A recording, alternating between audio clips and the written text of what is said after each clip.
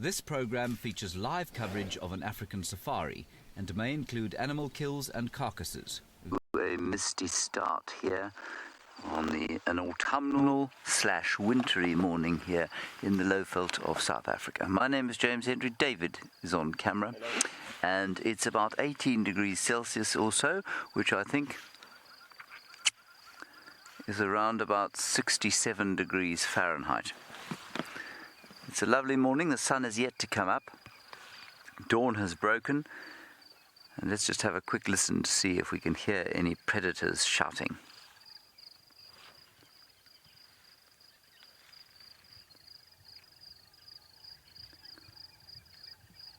Lovely call there, very familiar to those who live in Johannesburg, of the crested barbet.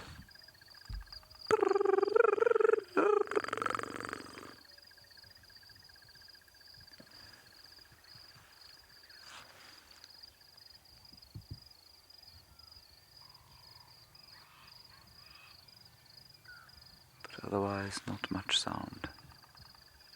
Bearded woodpecker.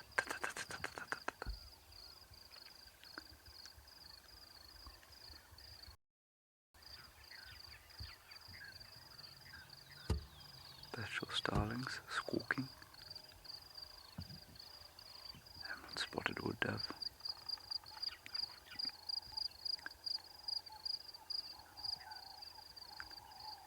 And still some of the night's crickets going.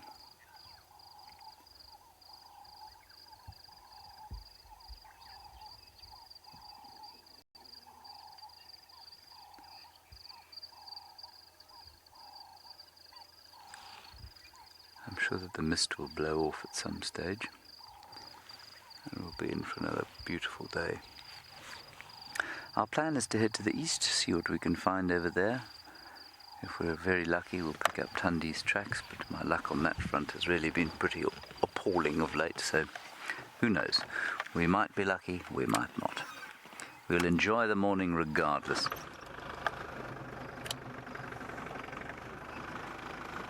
Those wild dogs didn't seem to pop out yesterday evening, so I don't know where they went. If you weren't with us yesterday, we did have wild dogs in the morning that disappeared into a block right at the end of the drive, and then we didn't find them again, and I'm not sure if they came out at all yesterday evening. They must have, but I don't know where they went.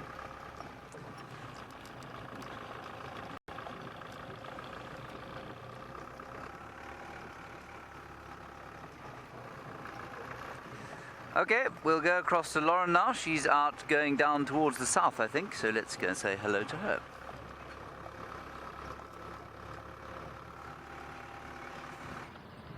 Good morning, everyone. Good morning to this chilly morning here in South Africa. The clouds are a little bit ominous today. I'm not sure what weather is in store, but my name is Lauren. I do have Owen on camera this morning, and we are going south. We are actually going to Cheetah. Yes, I'm very excited. Cheetah is another property to the southeast of us, and all our long-standing viewers know it very, very well. Many of you new viewers may not know what I'm talking about. It's a property that we probably haven't introduced you to yet. Because of various different lockdown rules, we haven't been traversing there. But there's been meetings, there's been regulations, and we are allowed to traverse in certain sort of boundaries. So we are heading south. There was lions heard calling by Owen this morning, coming from the south, so we never know, they could be down there. But on really, really cold, crispy mornings like this morning, a lion's projection, the vocalization travels much further. So in winter, you will always think the lions are even closer than you normally do, because they travel much further in cold air. But still, we're gonna go there, have a poke around. Kuchava's been seen a lot there.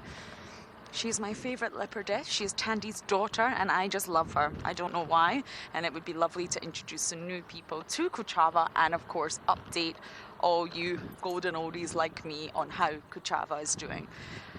So that's my plan for this morning, but knowing how it goes out here, one thing I would say, nothing ever goes to plan. You make a plan and then so many things change. And of course we got very lucky with Ribbon's little cubbies yesterday. I flew there faster than lightning. I knew I only had a very short window, and the cubs disappeared. Gone. But what that means, Ribbon let them come out in front of 2 vehicles. So I think it's now time that she's not plugging her bottom into that hole, the plugging effect of ribbon, and she's letting them come out. They will get very mobile soon, and they will need to expend their energy, just like a puppy or a kitten. So they will definitely need to come out in the near future, and I think we've seen the start of it. There was definitely two. I saw some comments online that people were unsure. There was definitely two puppies last night.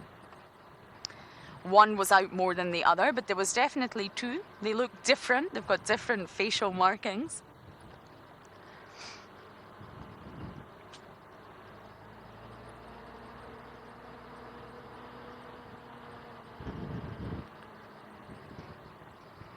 Philip, you're 10 years old from Singapore. I've been to Singapore. Wow, how lucky are you to live there, Philip?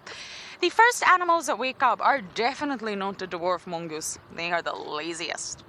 You see them once the sun is fully up towards the end of the drive, just starting to wake up. The birds wait till the sun. So really, you will start to hear most of the bird calls once that sun is fully up. But at dawn and dusk, these times we call crepuscular.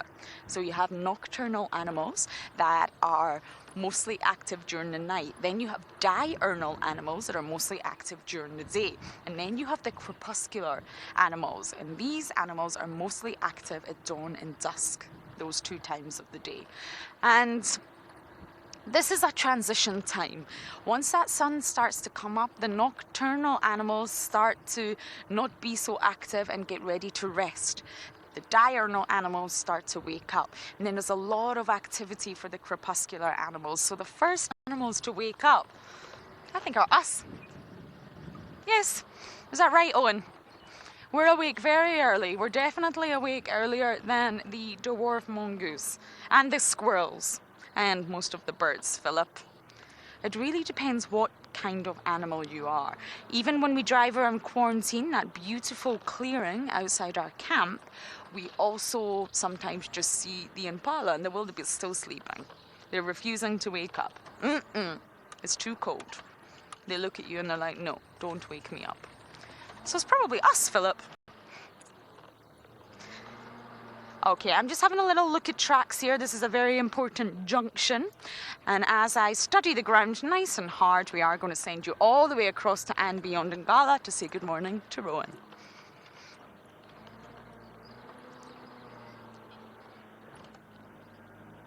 Morning, everyone.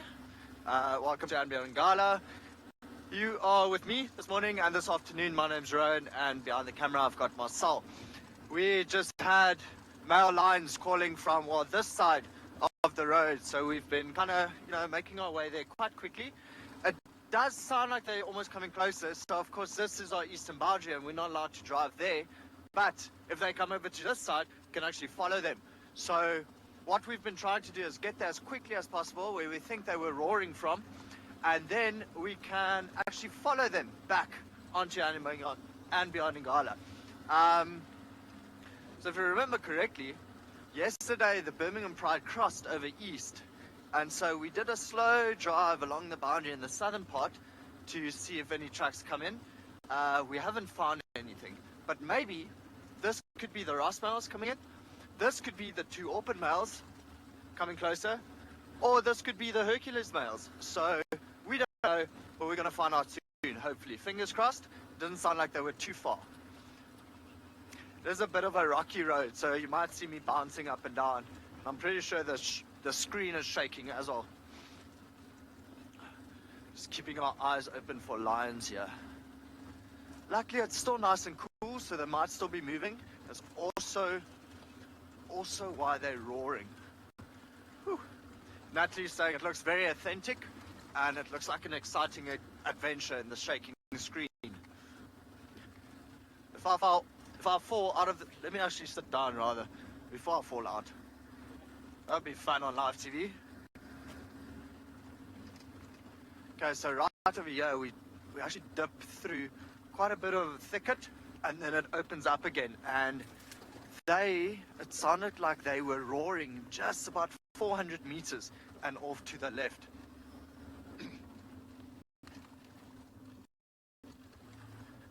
So Luca from Singapore asked, why do lions hunt at night? Luke, I don't know if you, was it yesterday? If you were watching last night with Lauren, and she had Tingana, and she was explaining the eyesight about the tapetum lucidum and the double layer, and how their eyesight is just so much better at night. A lot better than the prey species that they do hunt. So that works in their favor. And of course, because they're ambush predators, they want to try get as close as possible so they can just use that little bit of a, how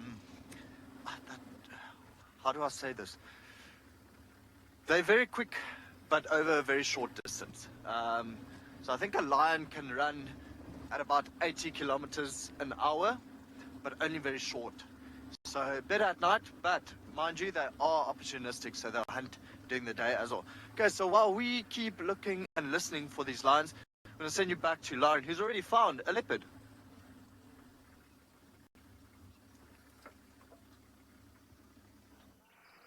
Everybody, Hukamure, the gangster, is in town. And I must say, he's been a lot in Djuma lately. I knew he was on Arathusa airstrip yesterday with a kill. I knew that much. And again, he's came into Djuma. Hello, handsome. You put that tongue away. Hukamuri and his tongue. It's actually Hukamuri's tracks that I always check for at that junction. This is very much his domain.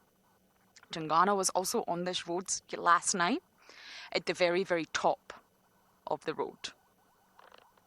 And now Hukamuri's here. I wonder if he's scent marking. Now I'm going to reverse slowly. Don't want to scare him.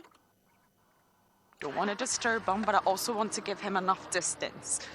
So I'm going to reverse all the way out. There we go. But yes, sometimes Hukamuri doesn't come here for days and days and days. And all of a sudden, we're seeing him, this is the third time in a week or a week and a bit. So my plan to go to Chitwa has slightly changed. We will, of course, stay with Hukamuri as much as we can.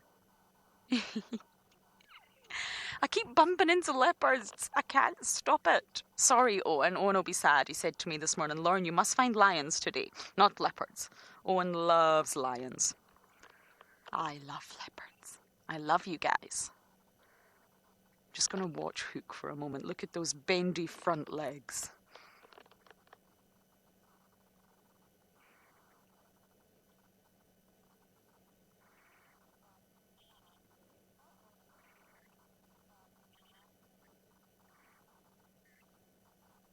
And you're asking how old is Hukamuri. There's actually quite a lot of speculation about how old he is. There's some difference of opinions. Hello? He's coming right to the car.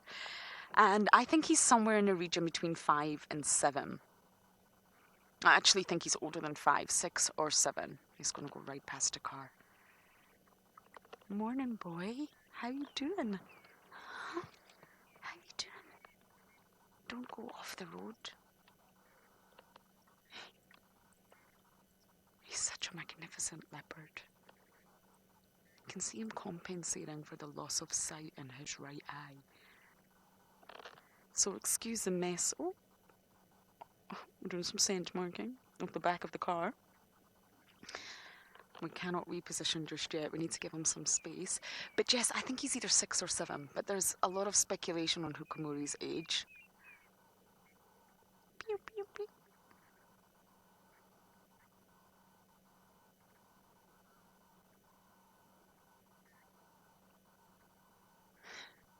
Christopher, you're 3 years old from Singapore. You're asking about his blue eye. Well, unfortunately, when I first got to know Hukamuri, he had both his eyes. But he was in a battle, and I think it was probably a claw, but we don't know. And his eye doesn't function anymore, Christopher. He cannot see out his right eye. Yes, that's correct. So that's why it's blue, because it doesn't work. It's been so badly damaged that it's actually just a dead eye, I'm afraid. Oh, I'm going to turn on. So yes, that's why it looks blue. It doesn't work like a normal eye, I'm afraid. But don't worry, he's an apex predator, and he will be absolutely fine. Now, I will need to call this in very shortly, I'm afraid. People are awake. Normally, we're the first ones out. they're going to have a jolly good conversation, so I'll probably wait until their conversation is finished before I can tell them that there's a leopard here. I'm going to stop here, give him enough space. He's just slowly walking. Look how dainty he walks on his feet, everyone. Now, this is a digitate way of walking. And all carnivores, mainly your cats, walk like this. You see how dainty they are on their feet? Oh, and I'll give us a nice close-up. Almost like he's walking on his tippy toes. And essentially, he is. This is so he can remain very, very quiet and stealthy. Good morning, mobile stations. We've located Hukumuri male leopard on Zoe's heading north in Vuatella.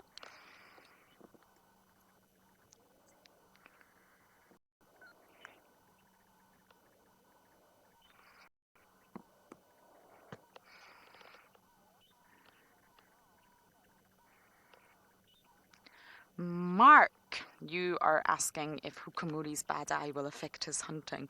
Oh, and can I just get you to turn that volume down a tiny little bit? I love Natalie so much, but it's very loud. Just a smidge. There we go. No, it won't. He's still an expert hunter. He's in his prime. He's a dominant male. He's territorial. This is very much his territory. I think this is a boundary road, sort of a boundary line, and this is where I believe Hook and Tingana meet. Now, they will push. It's fluid. It's not on this road. You know, the Hook will move a little bit this way. Shall we just check out this gorgeous sunrise for 2 seconds? Wow, breathtaking. I'm going to keep my eye on Hook, and we're just going to give you 30-odd seconds with this sunrise.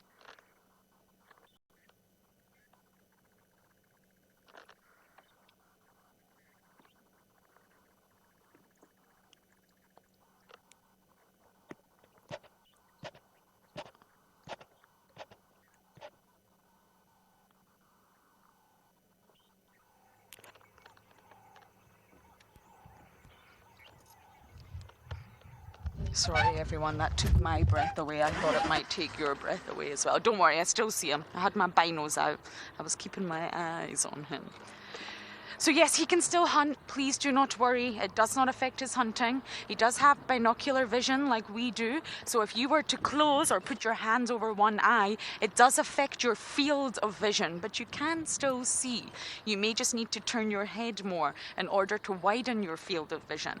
So he relies on his hearing and his nose a lot more than his eyes. So he can still hunt. Do not worry about Hukumuri. And also, I think that if he was to lose his second eye, then he would be in trouble. He really would be. But for now, he's still absolutely in his prime. This is Tingana's enemy. So we had Tingana last night, everyone. And now we have Hukumuri.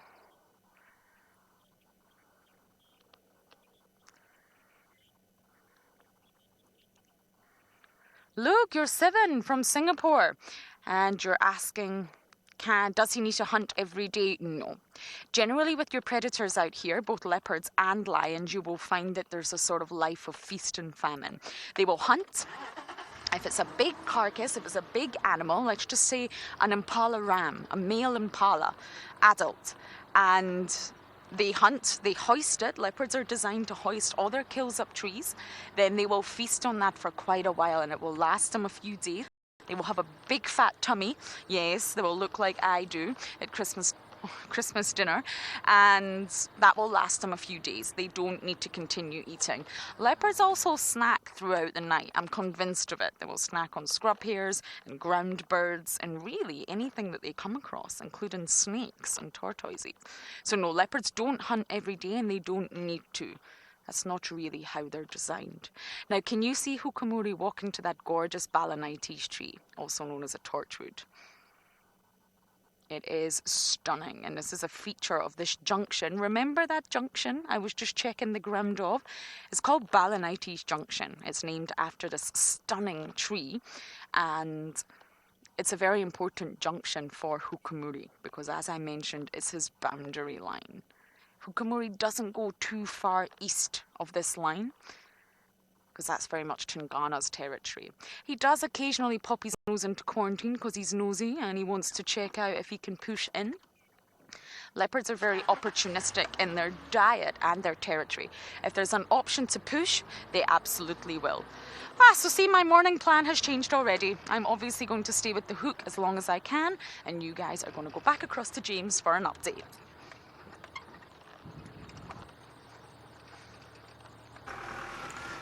And the quite magical and fantastical run of form continues with Lauren. That is just... that is amazing. Well, great stuff that we have Hukumuri with us once more. I think he was on a kill. I'm sure Lauren told you that. He was on a kill yesterday. He's obviously finished that. And perhaps the sawing of Tingana yesterday attracted him back to Djuma. Well, long may he stay here. We are driving through the mist on the eastern portions of Djuma. There's a little bit of sun trying to peep through. It's turned the atmosphere a rather nice gold colour. Animal-wise, not much going on. I've seen one duiker run away. Jordan, you're 3 and wondering about dinosaurs. No, I'm afraid, Jordan, there are no dinosaurs around here. And I learned recently that the last dinosaurs died out about 65 million years ago. Now, that's a very, very, very, very, very long time. So there have not been any dinosaurs here for a very, very, very, very, very long time. Wouldn't it be nice to see a dinosaur? I know why you asked, because I'd also like to see a dinosaur. But unfortunately, we must go to museums to see dinosaurs because they just don't occur here any longer. And in fact, Jordan, they never occurred on the Earth with human beings. So by the time human beings came along, the dinosaurs had gone already.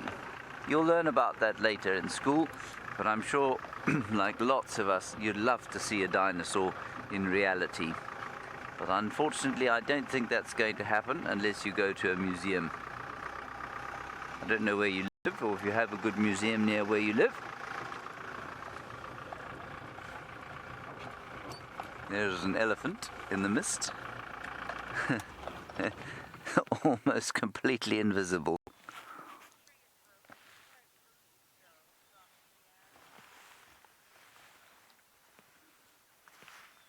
Can you see them? Kian, age 3 in Singapore, you say the tree is broken. Where did the leaves go? I really don't know how to answer that question. There are a lot of trees here. The elephants do break some of them. They pull them down in order to get to the leaves. Sometimes autumn and winter take the leaves.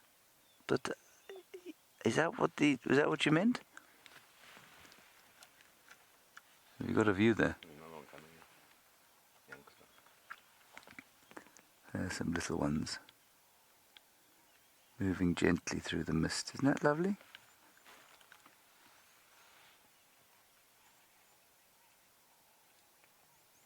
Some lions calling.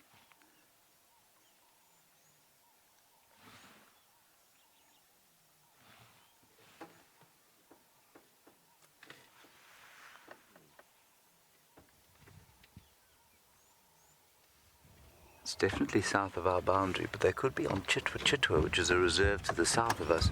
And today, we're allowed to go there, so maybe it's worth popping along there. I suspect it might be even further south than that. But let's go around and see.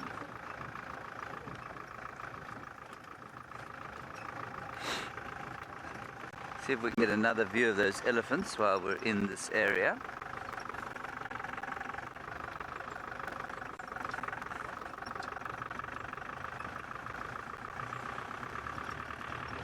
Some nice big clearings near Cheetah, so maybe we'll get a view of the lions there.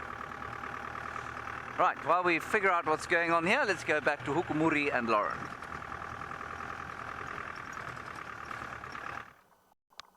It's not just Hukumuri and elephants approaching. Look at this. I wonder what's going to happen. I think this is a big bull. Hukumuri's sliding off. I think he's going to hide. I also don't know if we're in the right position. I'm going to have to move, everyone. I'm sorry, but I am blocking elephant's path, and I can't do that. So I'm going to go off to the side. Hukamuri's hiding. He's hiding from the elephant. If this elephant gets upset at the smell of a predator, he might take it out on us. This is a bull with a torn ear. If he smells a predator, he could react on us, which is displacement aggression. Hello, handsome. We didn't expect to see you. No. Hi. Oh, you're gorgeous.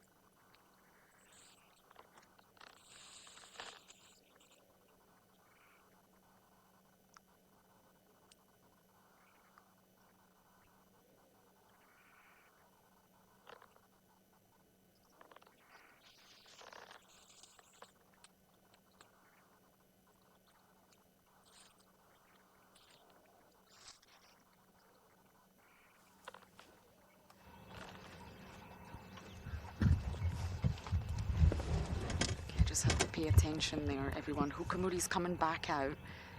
He was hiding from that elephant. I can't believe it. The elephant didn't seem to react to the scent of a predator. Oh, what a morning. Now, I don't know if any of you noticed this, but that elephant had a tick on his penis sheath. Yes. Many people ask, do elephants get ticks? They do. On the softest parts of their skin, which is of course their ears and their genital underbelly area, and there was a big tick on his penis sheath. Ugh. Hukamuri, you were hiding from the elephant, huh? We saw you do that. I just need to check the elephant's gone. Yes, completely gone. Now, what's going to be very interesting, everyone, as I mentioned, we're on Zoe's. He's heading north on a road called Zoe's. And this is where we had Tingana last night, but we had Tingana much further up. And it's just going to be interesting. Tingana was scent marking with James last night. Owen was telling me all about it. I wonder Hook's going to pick up on that scent, and I think that will encourage Hook to be extra alert and also to scent mark and call more. Believe it or not, when we sent you over to James there, the Hook started sawing. So he is on territorial patrol. Hopefully he'll saw for us again. I'm just going to go up ahead, Owen, so we can get better views. Yeah, I know. He's doing his lovely scent marking. Just going to drive slowly. I just wonder when he'll pick up on Tingana's scent from last night. He will know, as a leopard, he will understand that Tingana was here last night. He will be able to gauge the freshness of all the chemicals with the chemoreceptors that are in his palate and his mouth. Leopards understand their environment through scent, through smell. That is how they navigate. That is how they interpret what is going on around them, who's around. Are they males? Are they females? Are any females in estrus? Are any males territorial? He understands all of this through scent. So he inhales air into his mouth, and there's a special organ that interprets all of that. Ooh! The elephant whisperer is back in true form, and James has found some elephants.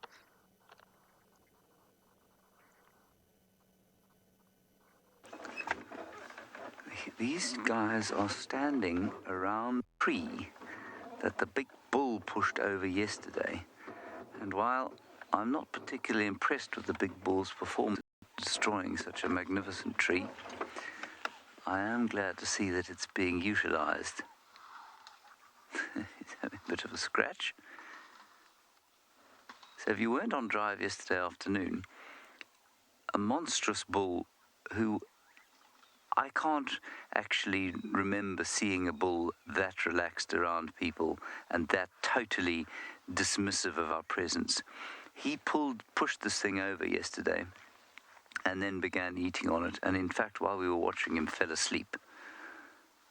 And now we have a herd of elephants feeding on the remains of the marula.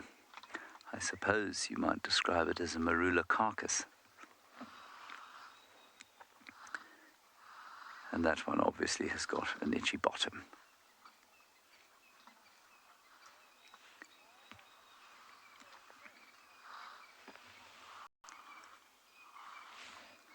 Nev, I'm not sure if you're in Australia or Singapore. It seems to have changed within just the space of 20 seconds.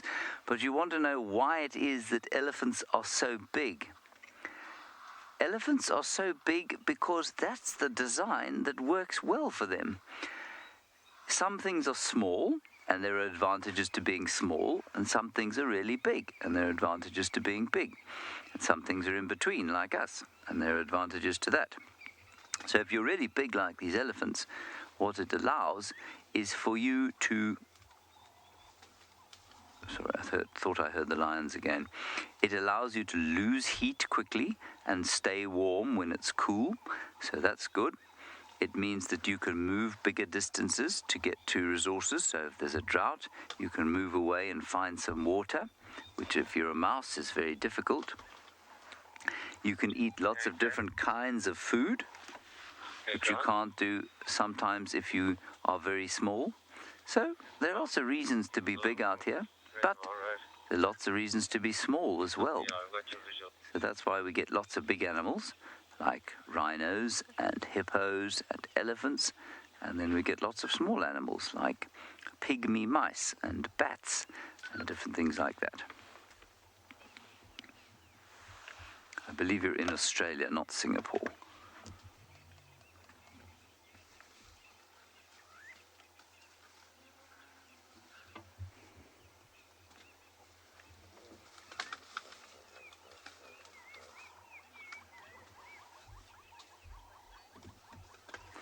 Anusrita, the best thing to do when an animal approaches you in an aggressive manner is to acknowledge that the animal is feeling threatened by you and move away.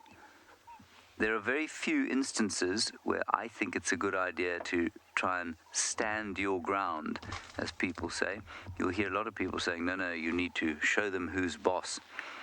They are boss, especially with elephants. So if an elephant comes up to me and is being potentially aggressive, then I would try and increase the distance between us, because that will then hopefully de-escalate the situation. Sometimes, however, if an elephant comes close to you and then its attitude changes, so you thought it was relaxed and then suddenly obviously it's not relaxed, starting an engine can provoke a reaction, can make an elephant angry, and so then you do have to just sit still and wait. And very seldom you might have to stand up and clap your hands just to try and make the elephant back off a bit. But by the time you've had to do that, you probably should have worked out that the elephant wasn't comfortable, and you probably should have moved away.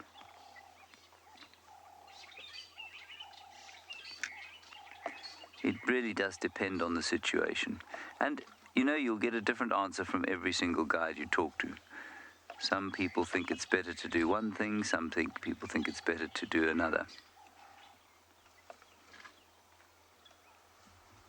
But I think that the principle should remain that you try and have as little effect on the animal's behavior as possible.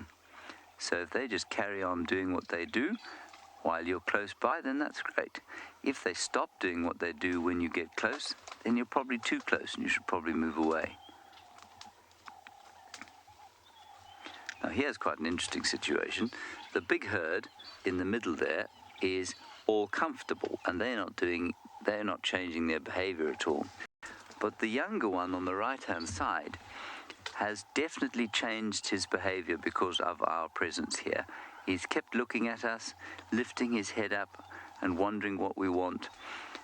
And so, to one extent, I should probably move away because that will help him to calm down. But at the other extent, we've got the rest of the herd, especially the matriarch, the big female you can see there. She's totally relaxed around us. So with elephants here, I think we're in a good position. I don't think we need to move away.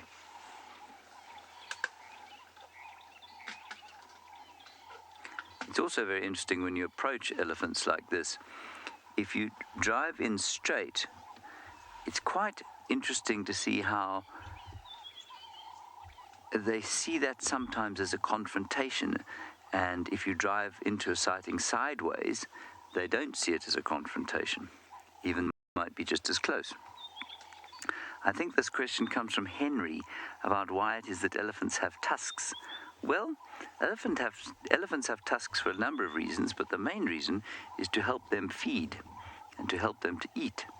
See, what they use their tusks for is to pick bark off of trees, helps them to break sticks that they might want to eat. They also can help in defense. So if the elephant wants to defend itself, they can use tusks, but they're not mainly used for that.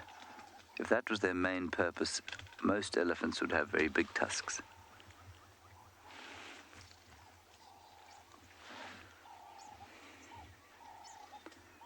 It's also always important to remind yourself that you need to talk quietly around elephants. All right, let's go back to Hukamuri the leopard now. I'm going to just quickly head down to Chitwa and see if we can find those lions.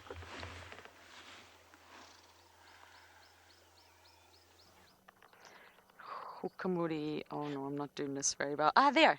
Hukamuri the leopard. Now, the reason I'm just staying far away, I'm trying to give him space. I don't particularly love driving behind an animal. I like to be in front of them. But on a road like this, it's a narrow road and the vegetation is very, very thick on either side. I can't get round them. I just have to give them the space at this time to continue to patrol. Now, once it gets hot, I imagine he will take a rest. He will go flat. But for now, he's very much on territorial patrol. And it's nice and cool. The sun's really just starting to make an appearance. And it's the perfect sort of time for leopards to be active. Now, we spoke about nocturnal animals earlier.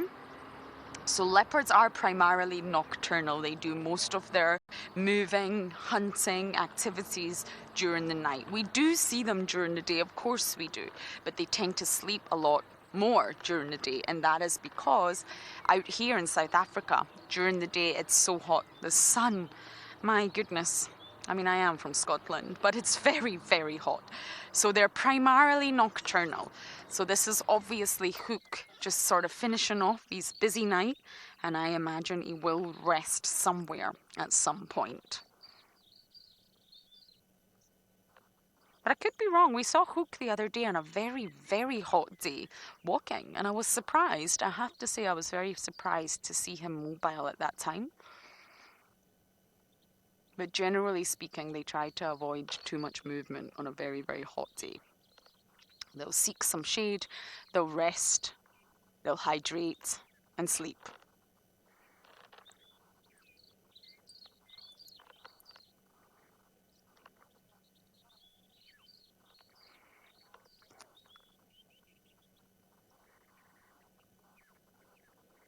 Oh my goodness. Oh no, first joke of the day. Safar from Cape Town. You are saying that since Hukamuri has lost an eye, we should call him Hukamur and not Hukamuri. Oh dear, I think that's the bit. That's the joke of the day. You have won the award given to you by Lauren for joke of the day. Hukamur with no eye. Why have I never thought of that? Oh dear, oh dear. Thank you for that. You have made me smile a lot. Hukamur. Oh, you like that? I think he likes it. Look how fat his belly is. He's full. I mean, we know he was on a kill on Arathusa airstrip yesterday. I believe it was an impala. I didn't see it because we can't traverse Arathusa. But from what I heard, it was an impala. And he's full. That belly is bulging. He won't be hunting today, I don't think. Unless a scrub hare accidentally jumps in his mouth. Hukamur.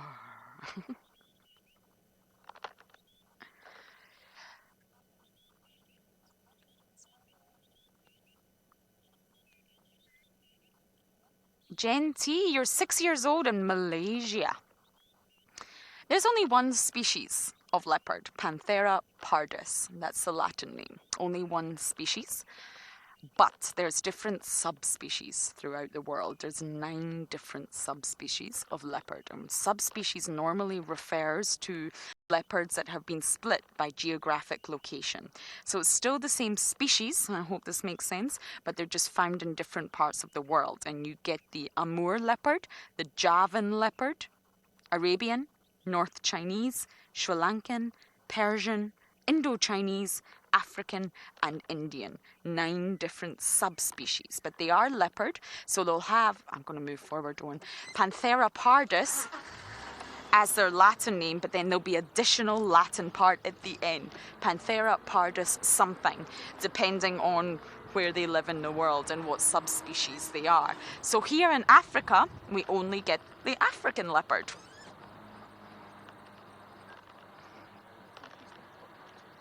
Yeah, he's gone in here. I saw him, but I think he is going to pop out. You're right, Owen. Just going to drive slowly. The vegetation is so thick. You have to be really, really careful. I almost didn't see Tingana last night either. I did, but it's just so thick. The slower you drive, the better. And if you look at the different subspecies of leopard, I've got a photo on my phone that I'll bring up for you a little bit later once I relocate Hukamur. And you can see they all look slightly different. They're leopards, but just their features are slightly different. So for example, the African leopard, who I've worked extensively with out here, does look different from the Sri Lankan leopard that I did spend time with in Sri Lanka. Okay. I'm going to try and relocate my leopard, and you guys are going to go back across to James.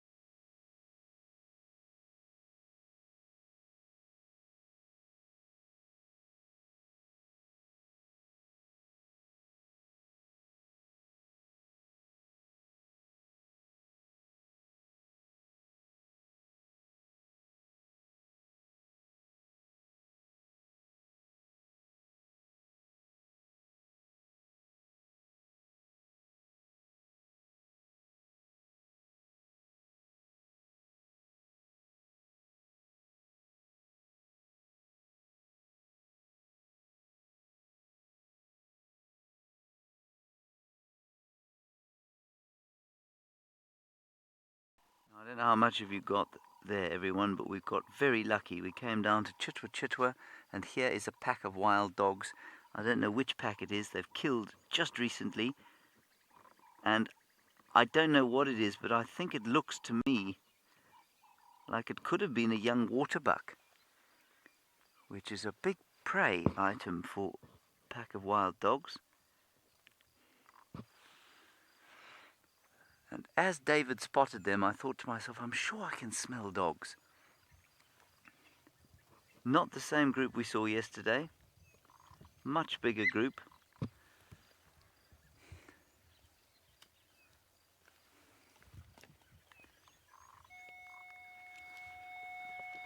Sorry, there's a radio going.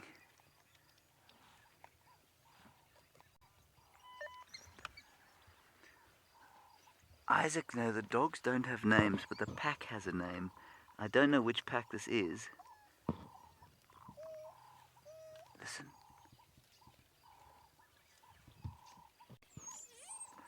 David was saying he reckons this is the Hamilton's pack, which we see quite frequently.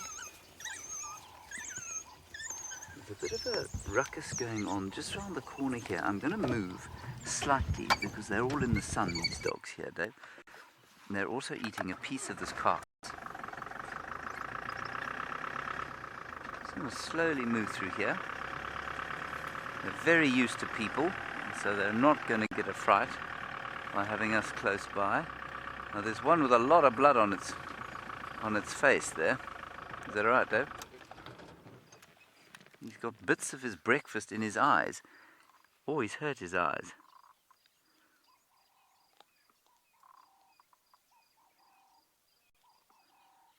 What is happening there? Oh, it's just meat on his eyes. Yeah. For a horrible moment, I thought there that he was injured. But I don't think he is. So, thanks, kids, for joining us. You can obviously keep watching, but everybody else can now send through your questions to the hashtag WildEarth. Otherwise, the chat stream on YouTube or Twitch will work just as well. What a stroke of luck this was.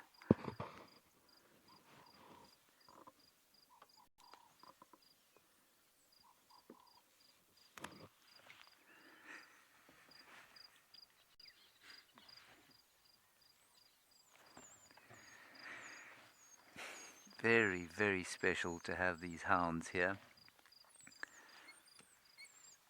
And this guy really has got the most appalling table manners.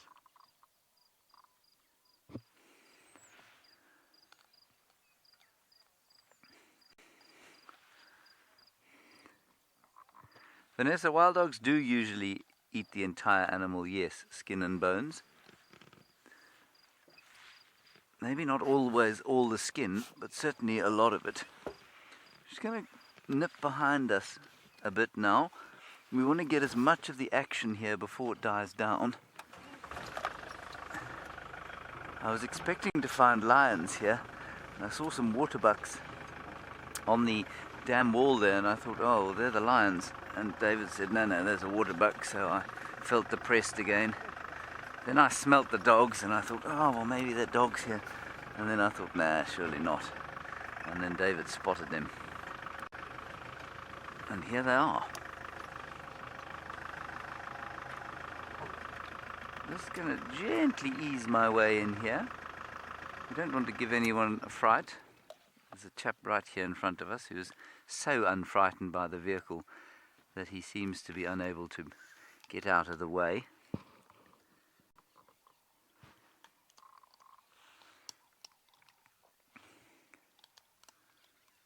Come on, fellow, we can't see the rest of your pack now.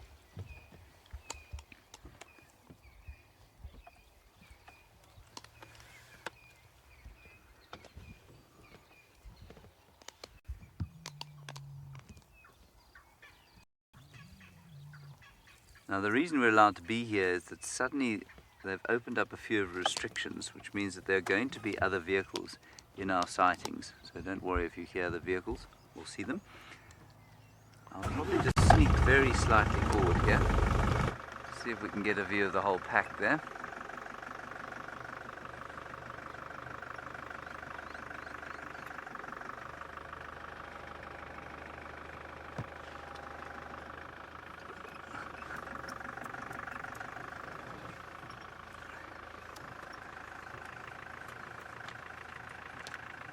just going to move a little bit forward. How's that, Dave?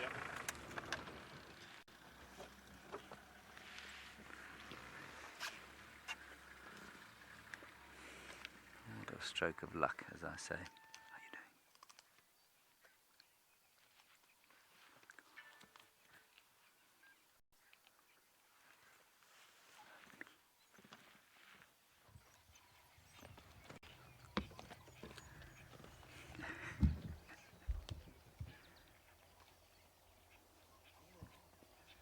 I was just quickly having a conversation with Peter from Angola.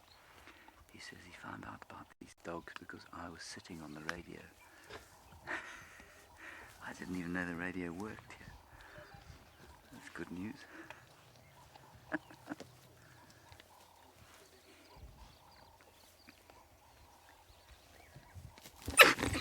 Ooh, that's unusual. Bit of aggression. Normally it's pretty calm. But there is a hierarchy amongst these dogs. Now we've got adults and we've got youngsters.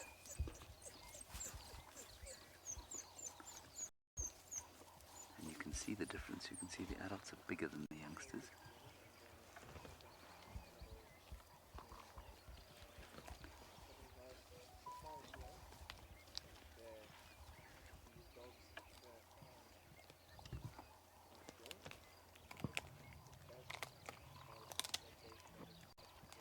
Peter's just saying he reckons this is an impala that they killed. I don't know, I can't tell. How's your view there, Dave? There's one on the right over the king. On the right. And is it an impala?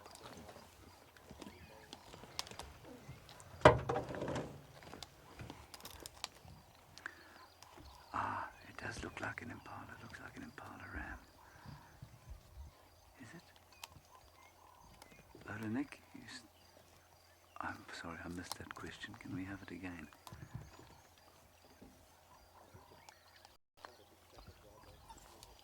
Oh. No, they don't really fight to establish themselves as the alpha. What generally happens is that it is established very young with the pups. And what happens is that the youngsters in their litter establish a hierarchy very early on. And then that's that.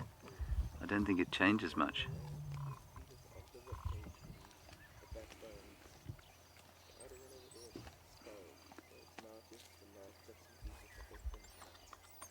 They must have killed us about 5 minutes before we came because most of them had fed already.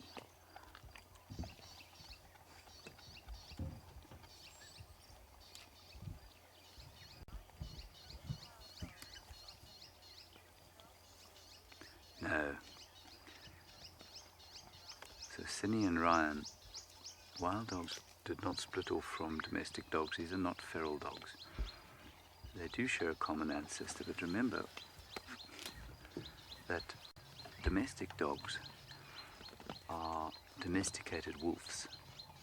So the question is, when was the last common ancestor with wild dogs and wolves? And the answer is quite a long time ago.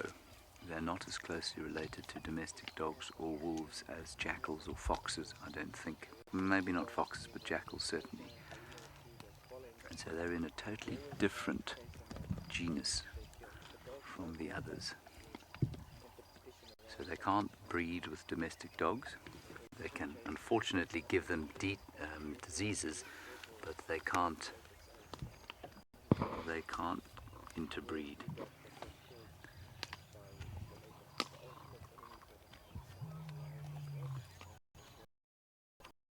That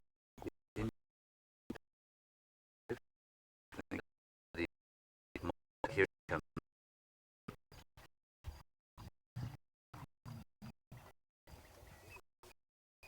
Yeah.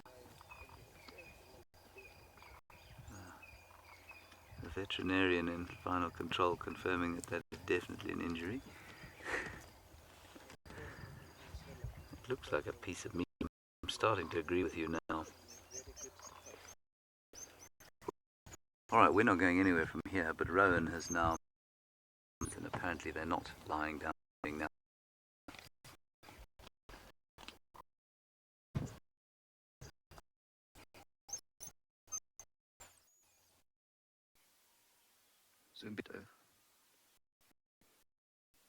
So morning.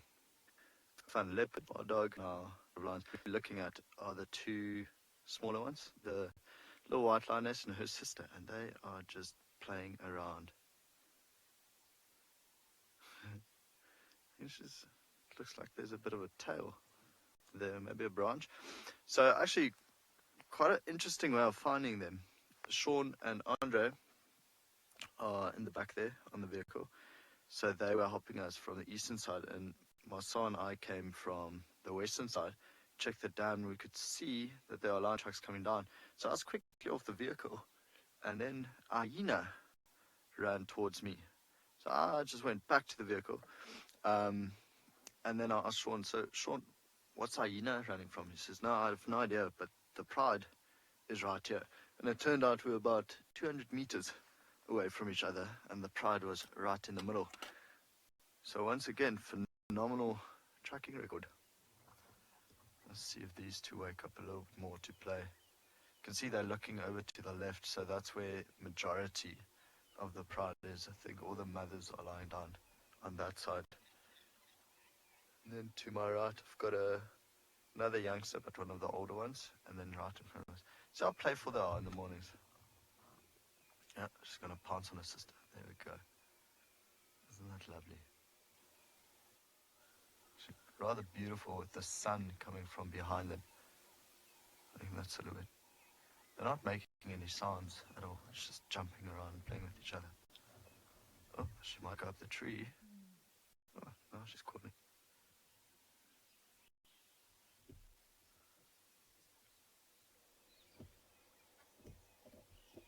Starting to eat grass now.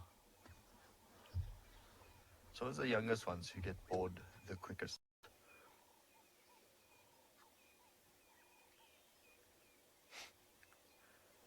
I'm sure they'll play a little bit more soon. Two feisty little females. Yeah, she might. Maybe she'll go up and just stretch and sharpen her claws against the tree soon.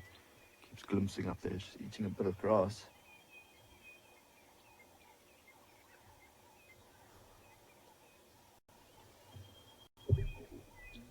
Rolling over again.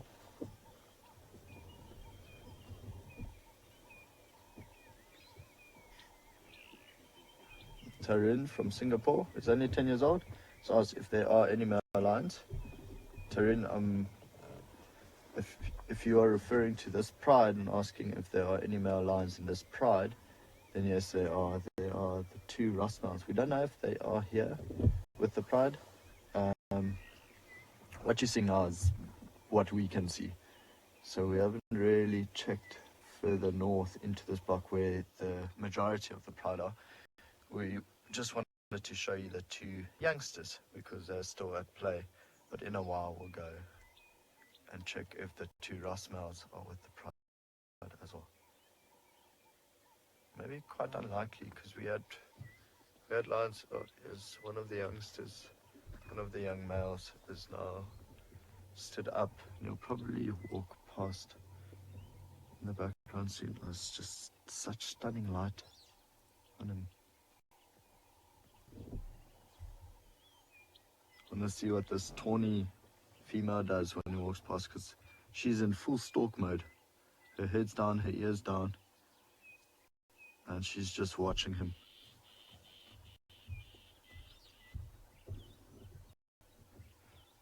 The little white lioness has now also picked up I think there might be a little bit of a play fight. Like the youngsters also put his head down. No. It's always the older males there. I was expecting him or them to pounce on him. Oh, the tawny one still wants to go. He's edging forward. So I'll check to the left quick. Let's just quickly wait. She's in stalk mode.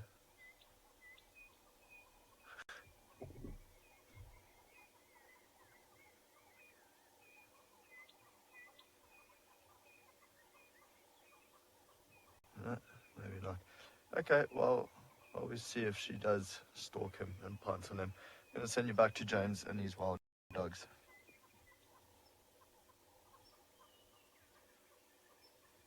It's calming down here now. Everyone's bellies are full. I had another look at the skull, and it was definitely an impala that was killed, a yearling impala. So, not ideal for the impala. Horrible start to its morning. In fact, its morning's now over. But for the rest, a rather spectacular time for the dogs. Certainly a pretty spectacular time for us. We're very happy to be here, observing it.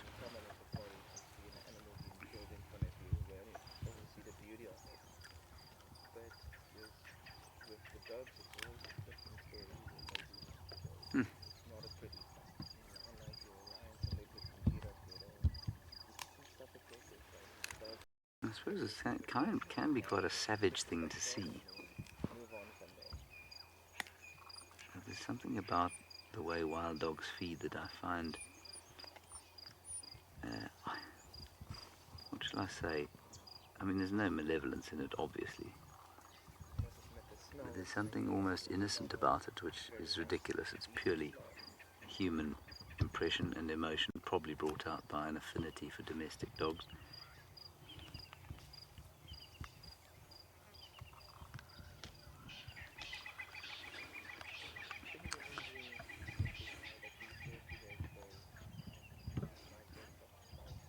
Oh, now Chelsea, the social structure is quite interesting.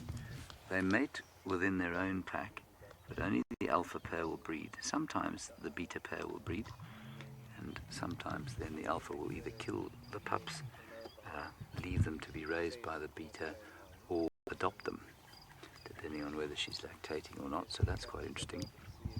And then what happens is that after a year and a bit, the males, the yearling males, will move away in one group, and the yearling females will move away in one group, and they will then try and meet up with males and females of other packs and form new packs. That's how new packs are formed.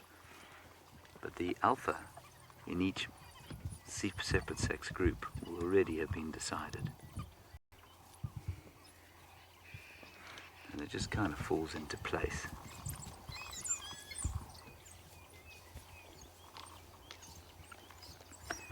It's a little bit like, in some ways it's like human beings. You know, if you watch kids on a playground, just sorting out hierarchy here. It's an adult playing with the youngsters, or disciplining them, I'm not sure which. But you know, if you watch kids on a playground, you very quickly start to see a dominance hierarchy emerging. And so it happens from very young. The difference is that in dogs, I don't think it ever changes. It might sometimes. Yeah, a bit of mounting going on there. That's probably dominance, especially as it's an adult on a youngster. Although, I mean, we're at the mating time for them. 70 days, well, the alpha should be pregnant, and that doesn't look like the alpha female. And if that's the alpha male, this is his first rodeo. I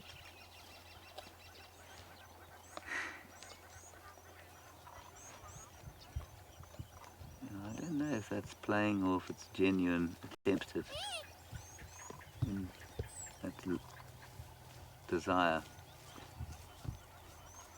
Could be. Oh, hello. Hello there.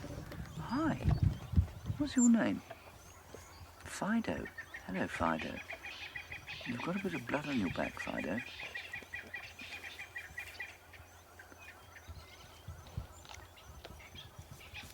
Yes. Off you go with your leg.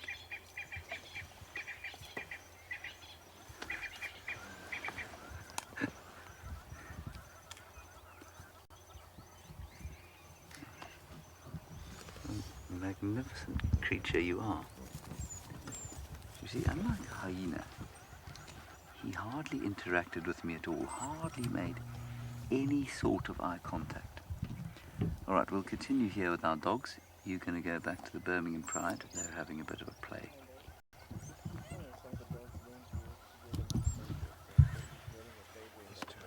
Two of them on the roadside. So they did end up stalking and pouncing on the one youngster. But luckily, being young lions, they are still quite full of energy. So it turns out both the Rottweilers are here. And, well, actually the entire Birmingham Pride is lying down just behind those youngsters there. But it's getting quite hot. Oh. Love watching them play. So I think just a matter of time before they go settle down in the shade there, where they'll spend probably the rest of the day. Good chap. It doesn't look like they ate anything last night. I mean, their stomachs aren't really wobbling from side to side. It doesn't look like they're hungry. Greeting one of the lionesses there, or maybe one of the other youngsters. You can hear them moaning.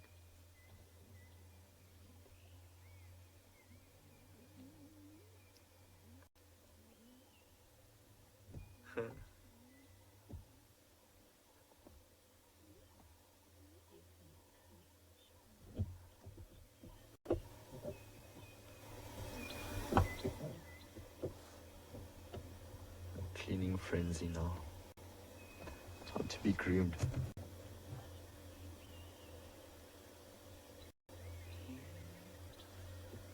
You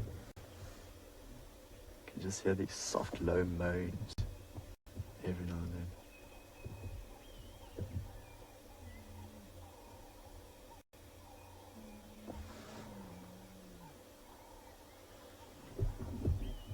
It's up again.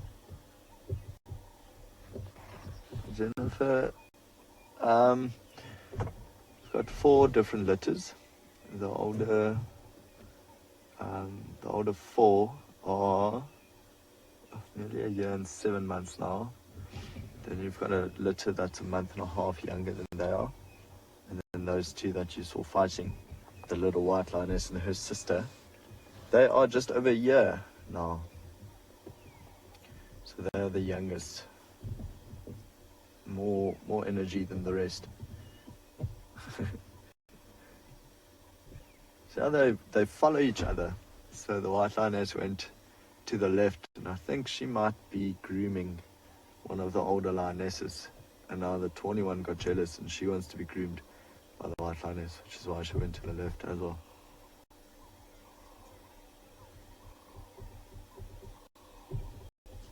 Well, it's nice to have the Birmingham Pride back on andBeyond Ngala.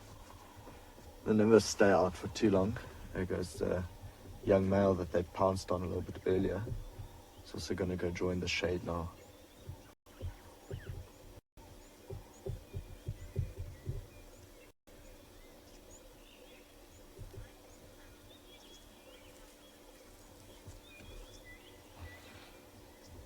Michael,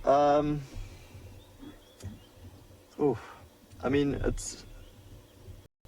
What more do you actually want to know? I think the older 2 are both males, the white one and his brother, a year and 7 months, and then the other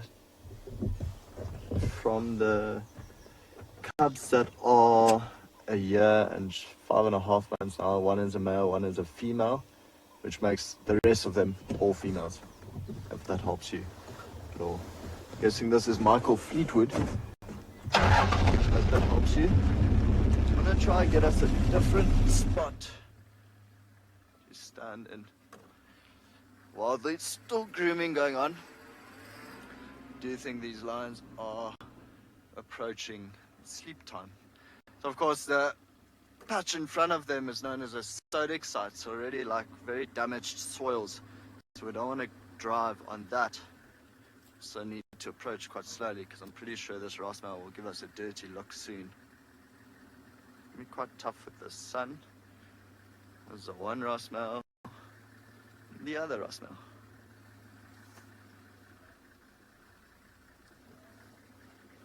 Marcel, does that work okay? He is giving us a dirty look.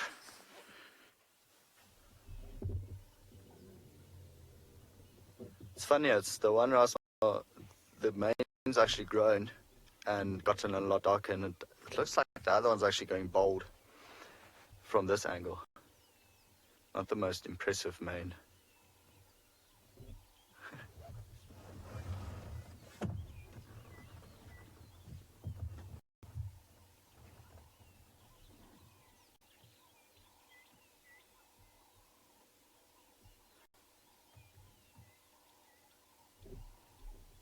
So that lioness getting up now, she is the mother of the older white male. And down she goes.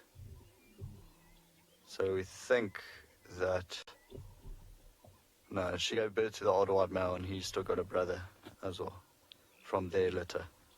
The one Ross male's up, giving us another dirty look. Can't see the Birmingham young male here. Okay, well, while they're all falling asleep quite slowly, I'm going to send you back to James with his wild dogs. We're having a bit of an Okavango dog moment at the moment. Dogs all in the water, which is very spectacular.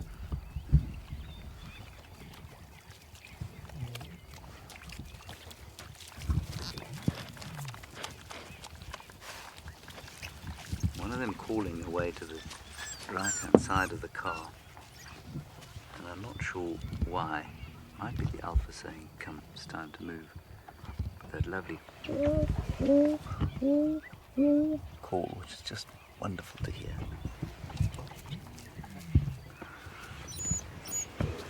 Hi, here's a youngster saying hello to us.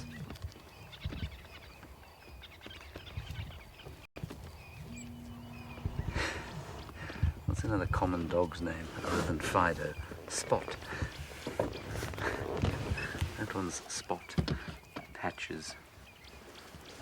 Everyone seems to have a dog called Sasha as well at some stage in their lives.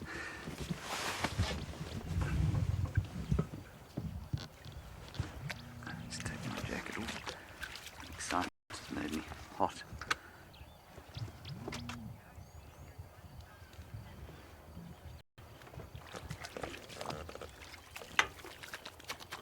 No, I'm afraid I didn't get that, Natalie. Can you try it again?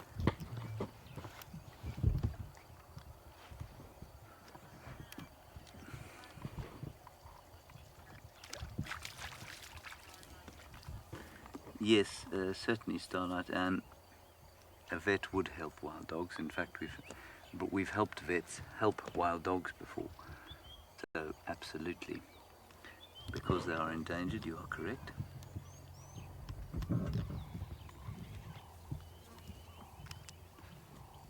In many respects, I feel we should move away from our idea that we're in somehow being more natural and not interfering. I do think that we should try and let nature take its course as much as possible.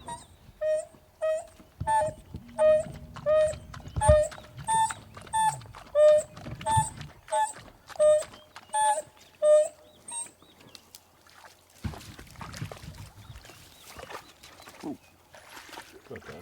Well done.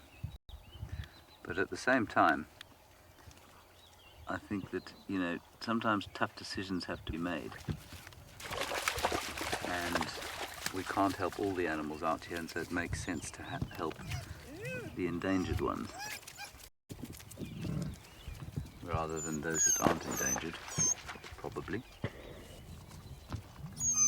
But as I've said before, to pretend that we are somehow not interfering at all in nature here would be crazy, because we're sitting here on basically an enormous dam wall. The greater example of interference you can't really get.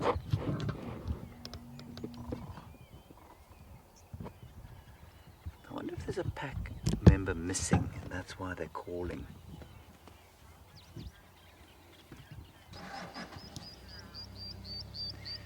Shiran, during the pandemic, these animals are just living their lives, and they're living their lives in the absence of human beings, largely. So human beings spend a lot of time as tourists in this particular area, but at the moment there are no tourists, and so they're just living lives that are slightly freer of humans than they would normally. And if you do see a bit of concrete, that's just because we're at this dam. So don't worry about that.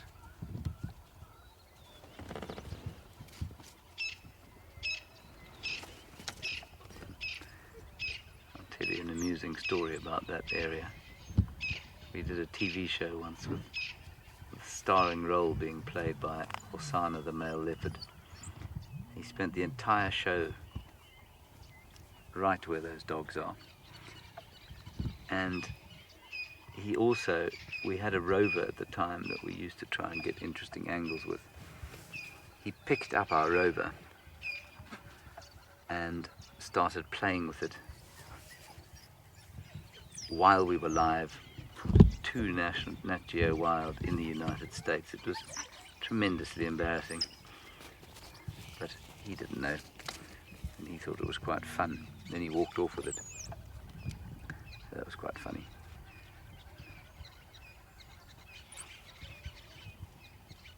So if you just switched on the show and suddenly you saw this concrete wall, you would have thought we were in a zoo.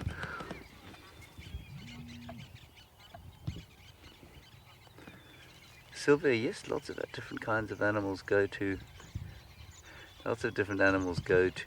waterholes at the same time.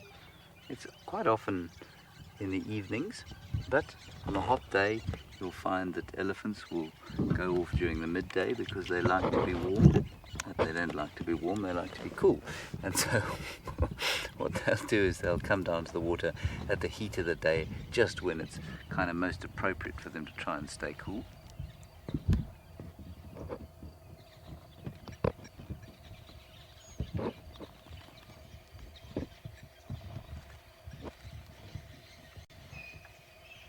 Now the pack's sort of settling down, but they're not settling in one place. I don't know where they're going to settle.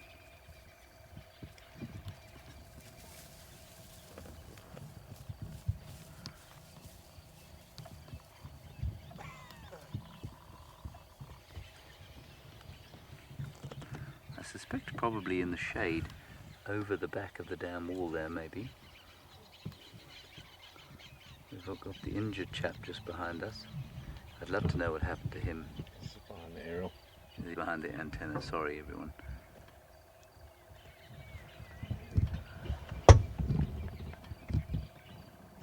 I just don't want to move right now because it'll have an effect on what they do. Just going to let them walk past, and then we'll head up onto the dam wall and probably look down to where they're sitting and resting. There's a youngster. They're just so slightly built, aren't they? Magnificent creatures. Oof.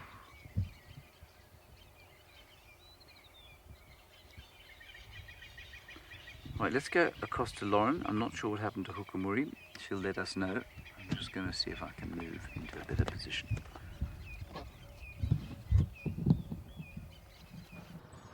What a morning! I'm so happy for James. He'll be smiling now.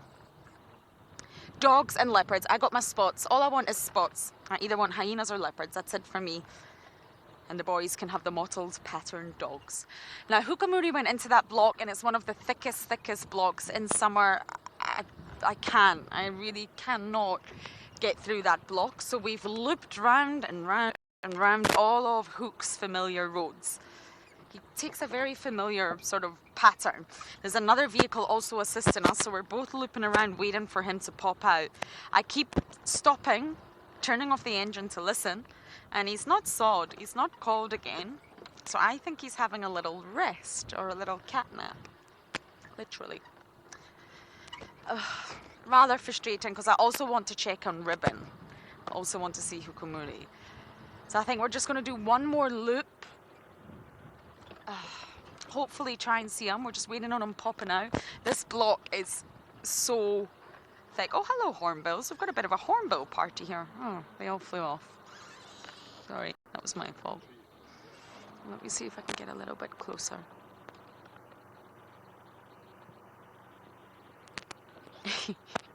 They're all in there. Yellow-billed hornbills having a party, eating something delicious on the ground. Oh no, there's two in there, Owen. See, down at the bottom, cuddled together on the lower branch. You see them? So, I don't know if we're going to find hukamuri or not. But we will try, and then if not, we will head to Ribbon's Den and see if we can get any more views of those gorgeous cubbies. Oh, I believe I have to send you across to Rowan with some excitement with the wild dogs.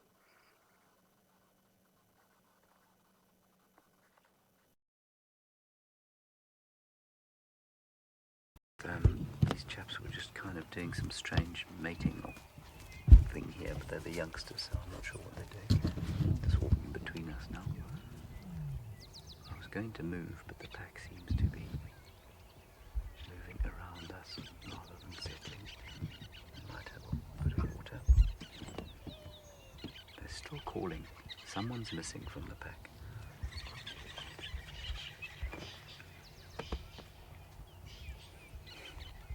It's so interesting also, it's the youngsters that are walking around the vehicles. The adults have moved off and they're lying down. Who are you calling? Hmm?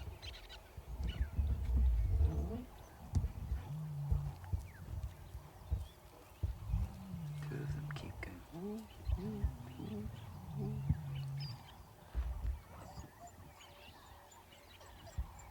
They sound just like domestic dogs when they give these little whining cries, don't they? Hi.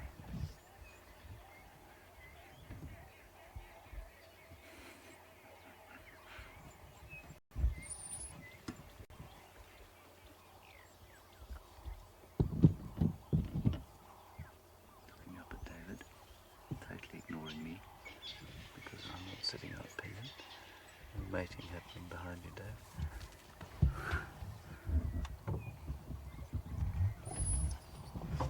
Dave's just going to try and get a shot behind him.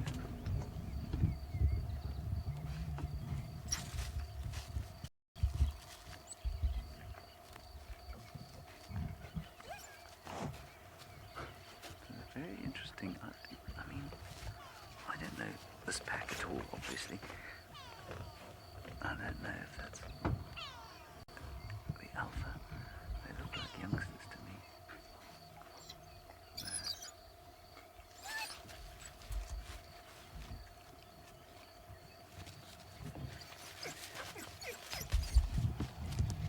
No, they're two males. Two males. So that's not the alpha pair. I'm wondering if that injured one isn't the alpha male.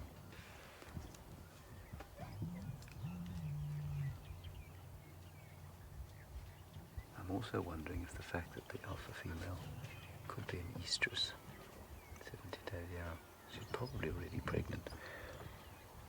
But I'm wondering if the scent of estrus or heat is not making the youngsters react like that.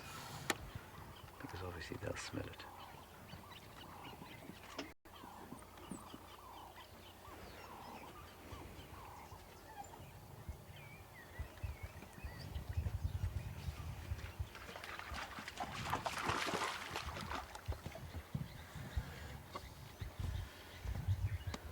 Probably time to sneak forward, dog.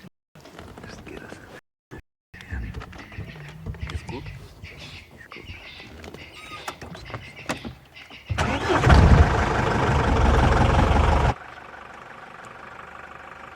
Just a little bit. Oh.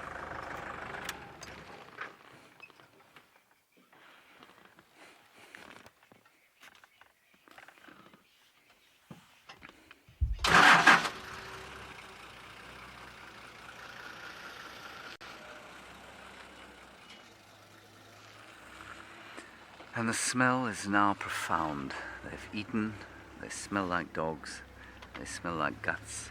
They smell like much else.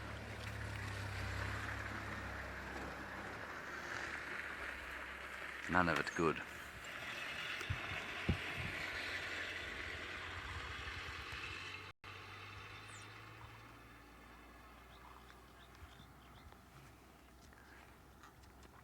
Tomorrow they are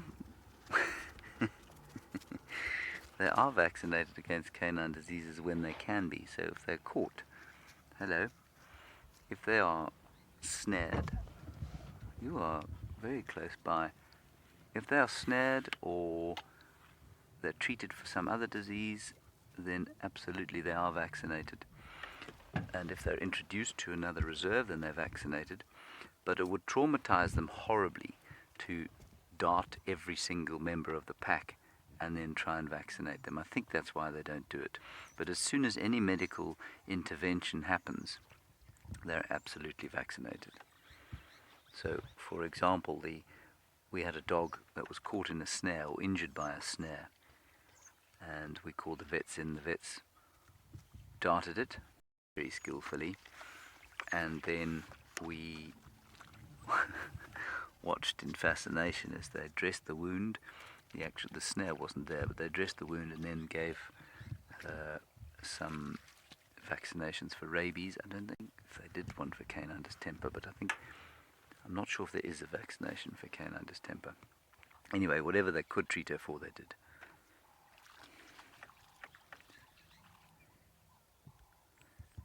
I'd really appreciate it if they came off of that wall and came and played in front of us, rather than making it look like they're in a zoo. Here comes one with a bit of leg.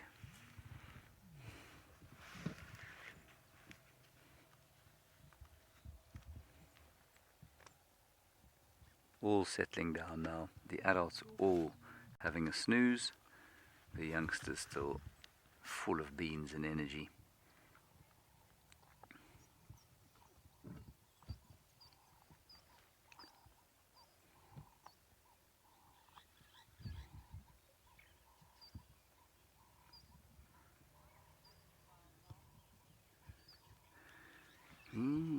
Volume-wise, Aiden, that was a sort of impala that weighed about 50 kilograms, I would have said, maybe less, 40 kilograms.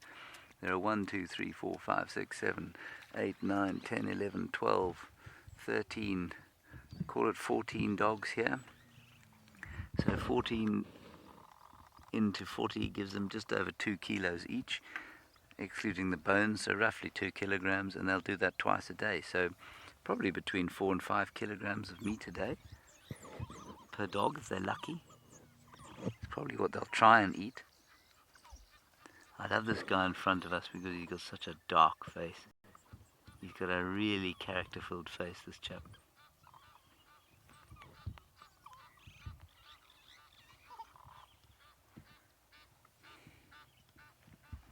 The lone protest of a trumpeting Egyptian ghouls in the background.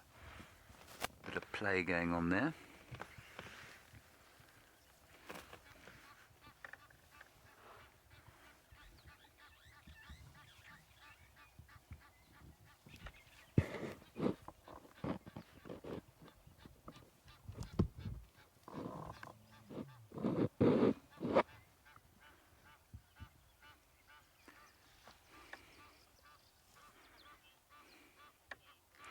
Yeah, okay, they'll definitely hunt during the course of the afternoon.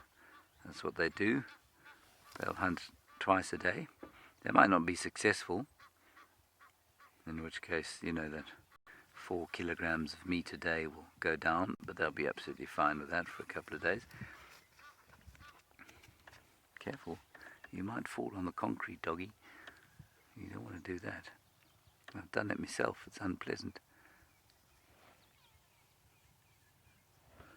Look at this silliness going on here.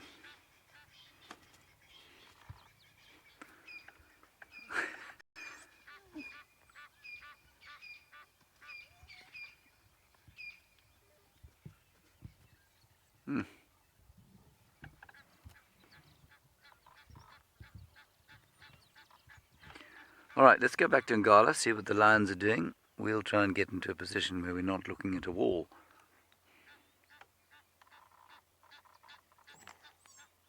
What? And as you can see, the lions are doing absolutely nothing. All passed out, all asleep now. The little white male has moved to our left, and he is actually just enjoying the sun for now, but I don't think that's going to go on for too much longer. As it starts heating up, he would want to join the rest of the pride in the shade to our right. But this is basically going to be it for them for the rest of the day, I'm sure. There's a whole pile of lions, big cats, but all of them have, steadily breathing, but very relaxed. One paw up in the air. So I don't think we'll be spending too much time here. Won't be sitting around for much longer still, since all of them have gone.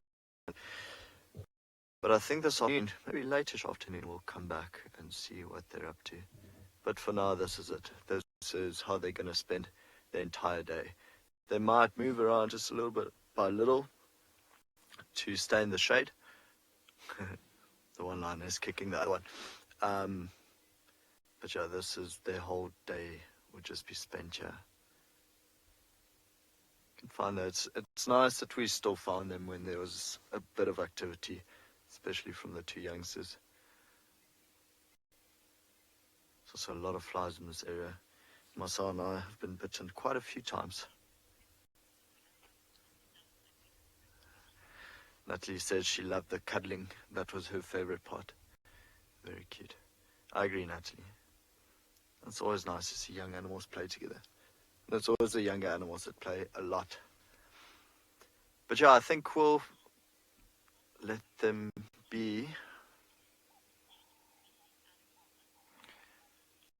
Oscar, age 8, has asked, what is the most endangered species at Ngala? Predator-wise, it would be a wild dog. It's the second most endangered predator in Africa. Species... Highly likely also the wild dog. Yeah.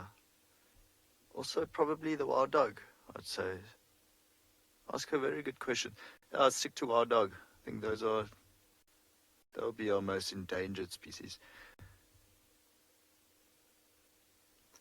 Saying that though, it's not, I mean, lions are also rather endangered. I think there's a number, I think there's about 22,000, just over 22,000 wild lions left in Africa, which isn't a lot if you think how big the size of the continent is. Very sad. But luckily we get to spend our time right here next to 14 of them. So far, stunning morning though. I mean, having seen Ukumuru, the Birmingham Pride and wild dogs, it is just unbelievable, isn't it? Strange. Ukumuru was a leopard that we saw here on andBeyond Ngala once. I photographed him coming just over a termite mound. He was actually stalking the vehicle. There's a bit of movement and stretching, and the lionesses flipping over, getting more comfortable. Of course, the grass is cooler on the other side. It's like us turning the pillow and resting our head on the cooler side. That's why they roll around like that. It's necessary. Definitely necessary. Marcel says it's necessary for a good night's sleep. For them, it's a good day's sleep.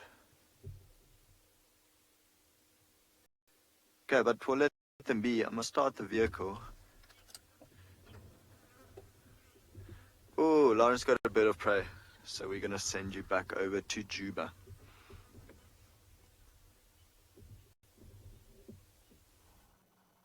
I have a beautiful bird of prey.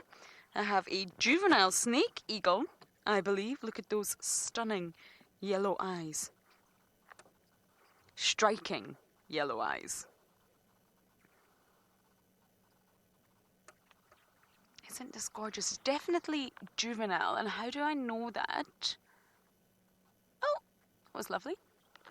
I saw that coming. How do I know that? Because with juvenile birds of prey, they tend to look a lot fluffier, should I say. They look like, well, they have bedhead. They haven't been brushed properly. They've just woken up, rolled out of bed. They look really, really fluffy because those feathers have not quite, well, they've not completely got their adult plumage, should I say. And that's why they look slightly messier and fluffier. I'm just checking. Bear with me 2 seconds on my bird app. Especially coming for so long.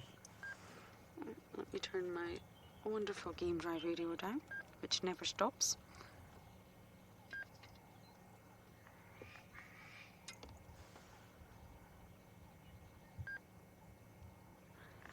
I'm just wondering if this actually is a brown snake eagle.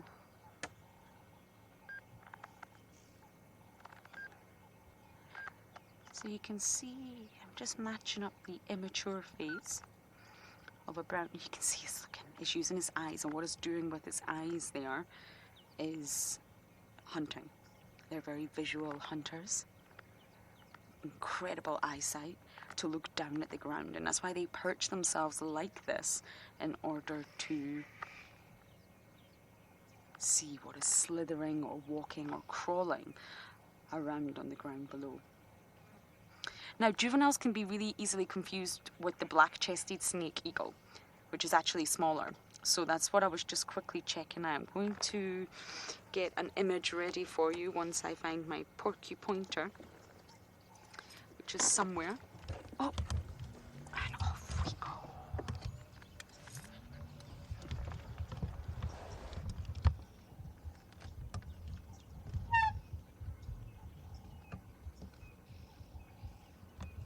Nice one, Owen. I think this is a perfect moment to show you this, actually.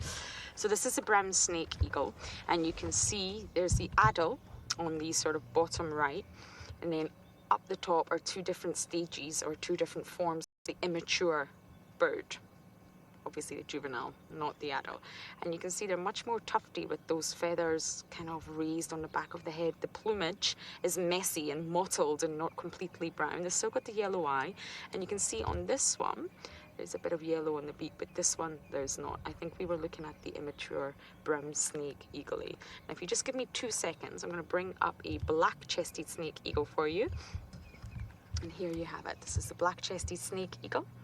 Also got that yellow eye, no yellow in the beak, and the adult is in the middle. So you can see there's that black chest, and then a strikingly contrast with the white, and then on either side is different immature forms. So they're actually very, very similar looking, and you can get confused between the juvenile form of the brown snake eagle and the black-chested snake eagle.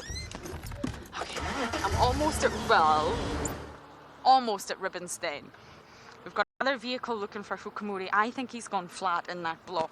That's very typical of the hook. He walks, he patrols, he scent marks, then he has a wee nap. And then he gets up, he scent marks, he patrols, and then he has another wee nap. It's a great life, really. So I'm just going to quickly make my way to Ribbon's Den, hope for some cubbies, and you guys are going to go back across to James with his wild dogs.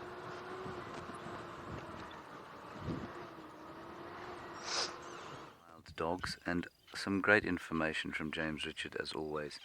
Just reminding me that, in fact, the 4 that we saw yesterday are also part of the Sands pack, and therefore he's concluded, and I think quite correctly, that they are calling for those 4 individuals that we had yesterday. That's what the calling is. It's not entirely unusual for them to be separated for more than 24 hours. We've certainly seen it before, and I don't recognize the 4 that we had yesterday here. They were certainly the 2 that I spent most of the time with, had very tatty ears, dark faces. And I don't recognize them here, so thank you for that, James.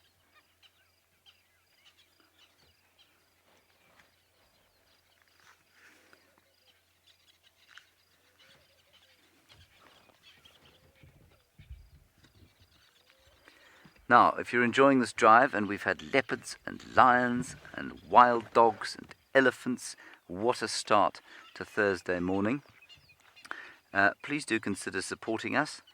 You can do that on the website that's now appearing, wildearth.tv/support. And you can keep these drives going for a bit longer, we hope, perhaps forever.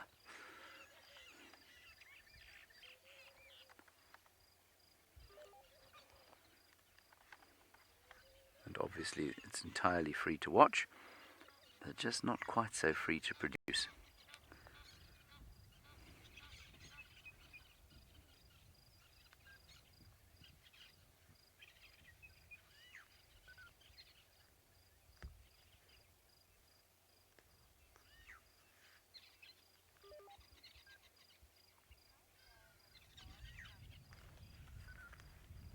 So 50, these dogs travel, it really does depend on whether they kill or not, but it's not unusual for a pack of dogs to travel 10 kilometers in a day, which is 6 miles. I'm going to say on average about that far. They're probably much more accurate statistics than the ones I'm giving you from radio-collared dogs. They'll probably be able to tell you exactly how far they move each day. But I'm going to say around about 6 miles, 10 kilometers. Sometimes much less. Sometimes, especially if they're denning, they'll go out, kill in the morning, come back to the den and lurk there the whole day, then do the same in the evening. Sometimes when they're denning, though, the animals or prey in the immediate vicinity figure out that there's a dog den nearby and they don't want to be around it. And so the dogs will have to travel a bit further to kill.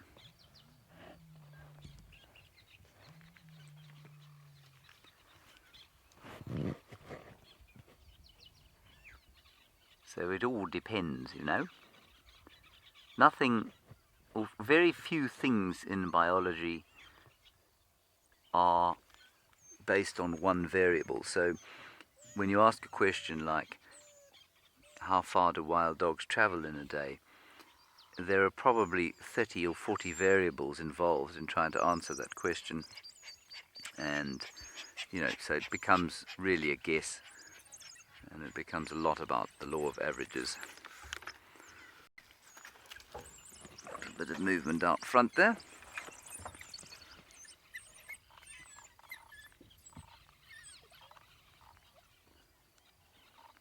It's interesting, the injured one was moved by that group. Maybe he's not as dominant as I thought he was. I'm afraid you're going to have to hit me with that one again, Natalie.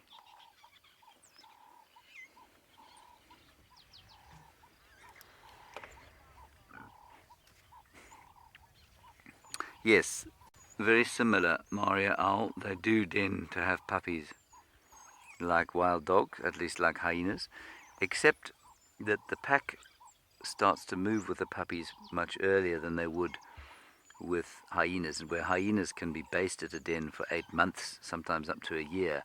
Even if they're not inside it, they'll come back to the same central area. The youngsters will start moving with the pack at about 3 months. And then they won't den again, they won't go back into a hole. Also, the den is excavated by the mother. The pups are not born able to excavate like the hyena cubs are. So there's a big difference there.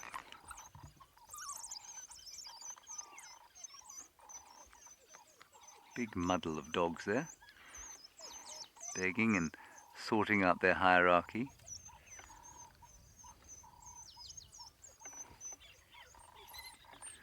No, unfortunately at this stage, user 44 wild dogs are not likely to become unendangered because they need big areas to live in, and unfortunately the protected areas that we have are pretty much full. So no, it's very unlikely that wild dogs will become unendangered anytime soon. What we need, and I really don't know how this is going to be affected, but there's this wonderful project that I read about, and I unfortunately haven't spoken to these people, and I actually really hope one day to go and visit them. There's a Cheetah Project in Namibia, where obviously conditions are different. There are far fewer people in the rural areas of Namibia than there are here in South Africa. But this Cheetah Project has managed to take in cheetah that have been injured or who've been trapped. They've rehabilitated them to the wild, and then they've released them not into protected areas, but into farmland. And they've created a situation where the farmers have come to accept the presence of the cheetahs. They've got various methods of protecting their stock from cheetahs. And sometimes they just accept a certain amount of loss as acceptable. And I'm sure that model can't be exported as is to other wildlife areas because, again, the variables are different everywhere.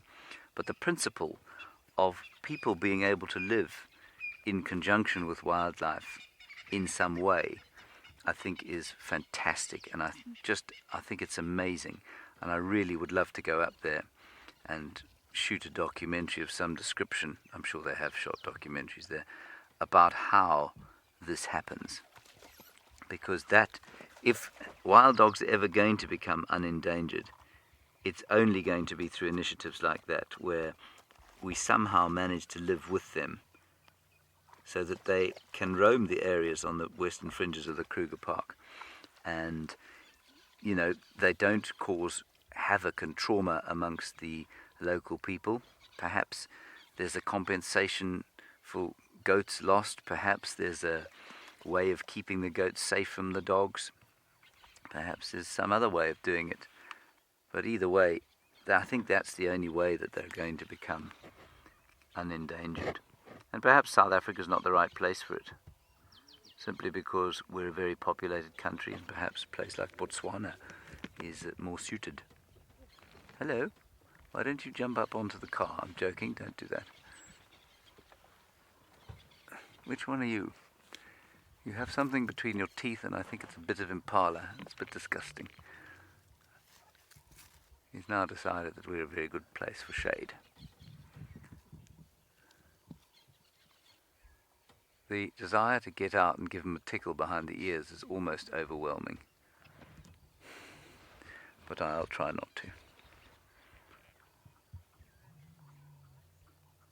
Beautiful. Good. Well, let's go across to Ribbon and see if she's being as confiding and kind as she was to us yesterday.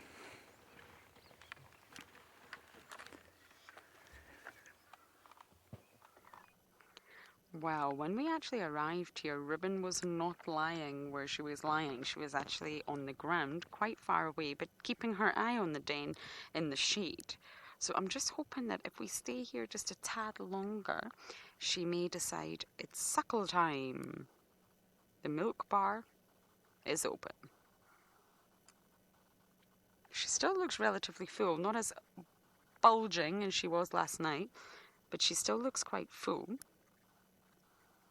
I just feel it's the perfect time in the morning.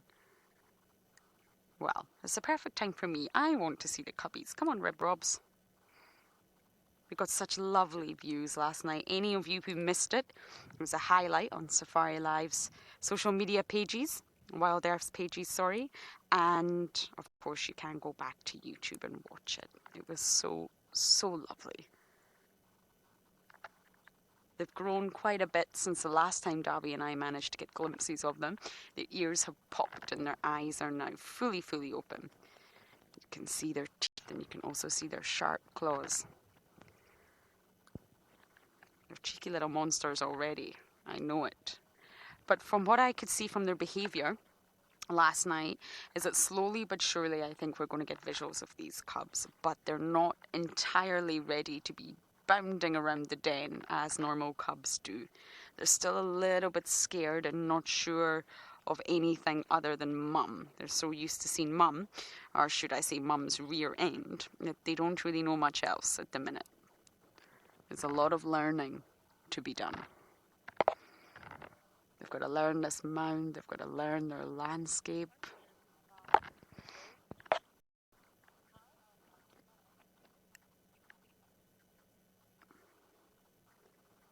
Babilski, I think that was the name.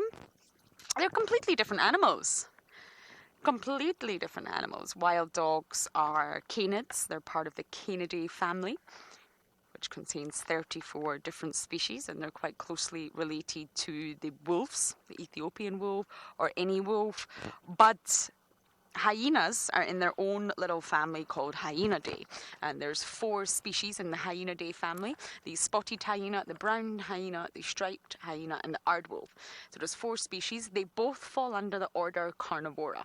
Now, Carnivora is an order of animals, all the carnivores, of course, and there's different types of carnivores, but they can all be grouped together if they eat flesh, or flesh devourers, as carnivora means in Latin.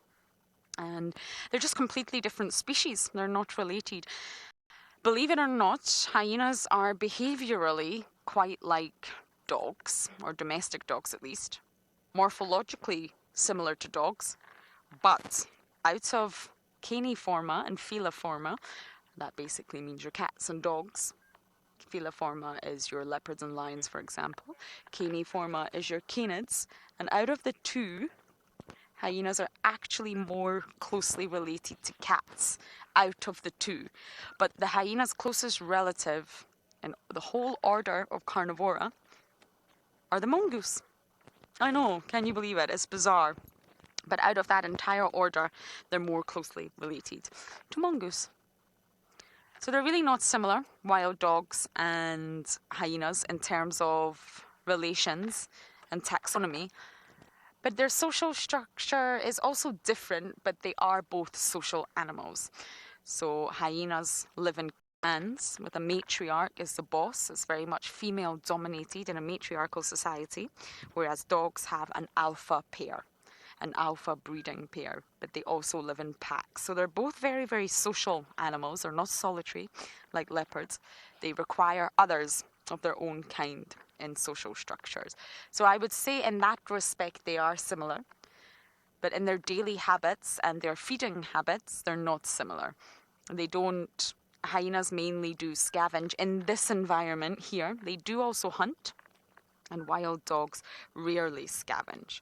They hunt together in their packs and they eat the kill very, very quickly and then leave. They both hunt by coursing though, and coursing is when you run to either exhaust your prey, panic your prey, or you hope that your prey possibly trips up and ends up on the ground. So they do hunt in similar methods, cooperatively and by coursing. Oh, Ribrobs, you're not just going to lie there and sleep, are you? I do feel we'll stay here a little bit longer, but if she continues to snooze, we will move on. Megan, by interact, I'm not entirely sure what you're asking, but in terms of close relations, no. Hyenas interact with one another. As I mentioned, they're very, very social, and they really rely on the clan. When it comes to other hyena clans, they will not get along. The sort of neighboring clan that we have here is the Elephant Plains clan, and they're probably enemies, if you want to use that word. They would fight. Their territories are next door to one another, and they're definitely not on friendly terms. Now, interacting, I mean, the hyenas follow leopards all day long. All day long. If they get the scent of the leopard or they get a scent of a kill, hyenas will follow them. I don't know if you would classify that as interacting, though I wouldn't. But they do follow them to steal. They follow lots of animals to steal. If there's a kill or a carcass, you can normally bet there'll be a hyena around the corner. So really, in terms of interacting, I think they only interact with members of their own clan, Megan.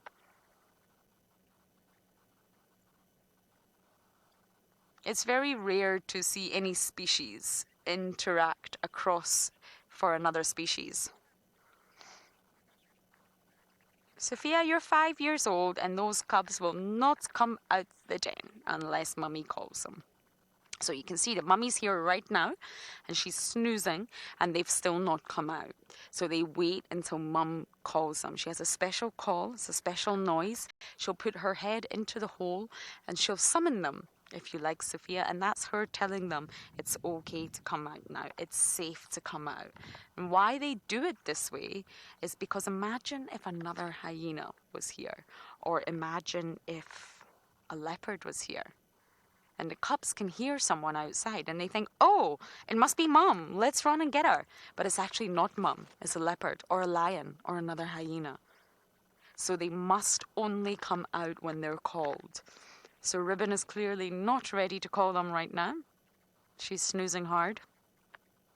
But once they get older, and I mean much older, we will start to see them being a little bit naughty and coming out when mum or no other adult is here. And we are definitely not allowed to stay at the den in that situation. But at the age they're at now, they will only come out when mum calls them. And they're really not venturing that far out, to be honest. I mean, they're going for mama's nipples and then retreating back in again. And that's it. We were so lucky last night. That's why I raced ahead. And I'm really, really sure we're going to get luckier and luckier. I'm going to stay a little bit longer with Ribbon, and then I may go back west to see if we can pick up on Hukamure. But for now, you guys are going back across to Rowan for an update.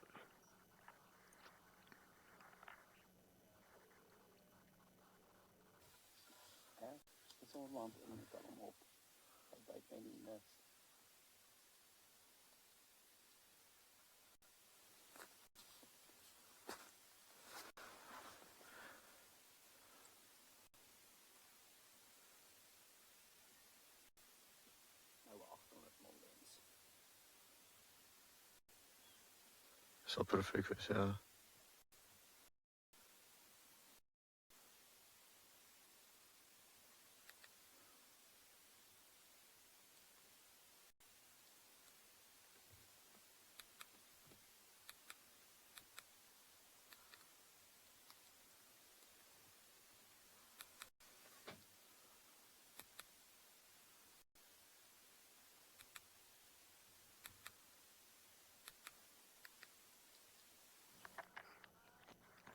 Sorry about that, everyone. I'm not sure what happened there, but you're back with us. You may have heard me complaining. I was complaining at Ribbon. I was saying, Ribbon, come on, girl. We all love her so much. And she's just keeping these cubbies a little bit too much of a secret for my liking. But of course she has to. She's doing it to keep them safe. Eventually they'll be leaping and bounding, I promise you. I really, really promise you that will happen very, very soon. She's had many litters before, and she has lost cubs. But sadly, she has actually lost cubs along the way. So it appears that Rowan is back. Let's try one more time going across to him and see exactly what he has for you.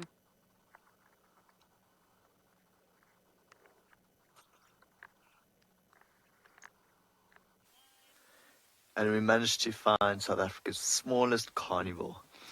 Is actually, I find them rather cute, and so does Marcel. They're pink noses sometimes, tiny red eyes. I think the one we focused on now is, like orangey brown eyes. But quite cool, very interested, always very alert. Of course, being that size, you have to be. I mean, owls, eagles, anything could snatch you up. But what a cool looking animal. Like the sharpish little claws.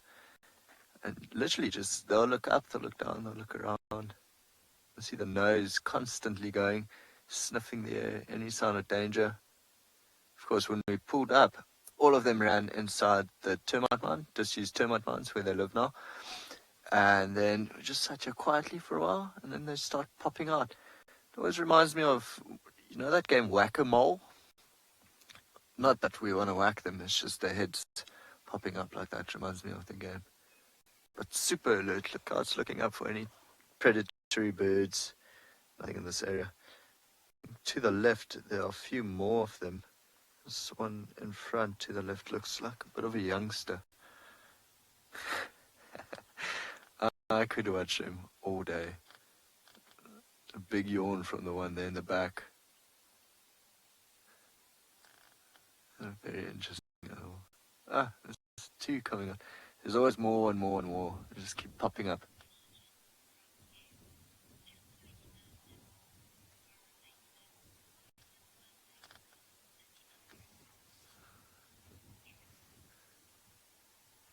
Gail, that's a very good question. They related, it's like a long distance relationship. I think what felinae that relates them, and it's on the tooth structure and this or that. So hyenas, even though they look more like dogs, are closely related to cats, which is why they have cubs. Mongoose now fall into the Viridae family, so mongoose will have pups, I guess. That's the best answer I could give you myself. So I think it's a long distance relationship. It's not like they are cousins. It's the one just went in the hole. It's like they're going to snooze again. Coming on. So of course they'll forage around this area. They'll stick around this particular termite mound for about 4 or 5 days, maybe a bit longer, and then they'll move on. So all these bands or packs of mongoose have territories, which is about 300 square meters, and they'll stay in an area for 3-4 days, forage, then go to the next termite mound, next termite mound, and then move on like that. Getting a bit braver now. I think the reason why they're so alert, you can see the grass moving, so there'd be a lot of smells coming from all over, and the grass or the wind in the grass makes a lot of noise, so they'll be a bit edgy or on edge this morning trying to come out. Keep looking to the right, because the wind is coming from the westerly direction, so they keep looking into that direction. Often when they feed, it's quite interesting to see. You've got bird species like hornbills and drongos that would fly above them or perch right where they're feeding, because of course the mongoose going through the grass like this spooks up a lot of insects. So then you'll get the birds going for the insects as they are spooked up. Which also it provides a bit of a defense for the mongoose. So quite a nice mutualistic relationship. They get food, and then the birds will alert at any other aerial predators, big birds of prey, or even snakes through the grass. Although a pack of mongoose like this, the dwarf mongoose, could take out a snake. Alright, it seems that the wild dogs have woken up and are playing around, so we're going to send you back over to James on Djuma.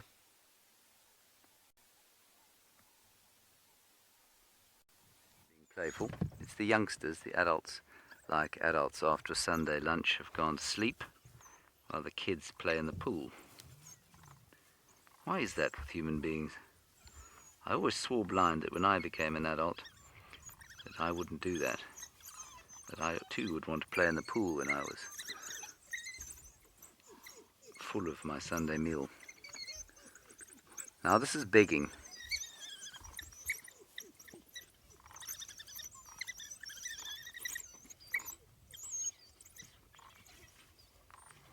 It's not actually, it's definitely social dominance we're watching here.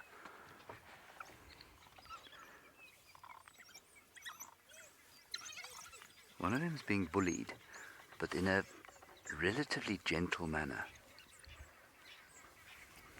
Here comes another one to join the fray.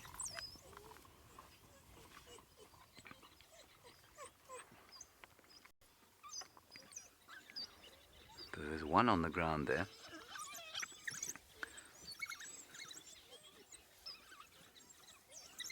You can see the tail's up, that's a sign of dominance. So that's the omega on the ground, and pretty much accepting his or her fate. Not fighting back, nipping a little bit, but really not giving it stick.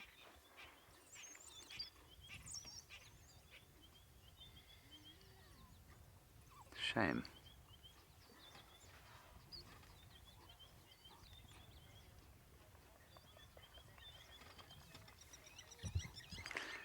Yeah, Louise, I suppose that there would be other forms. We talk about the alpha female and the beta, or the alpha male and female, the beta male and female, and the omega being right at the bottom.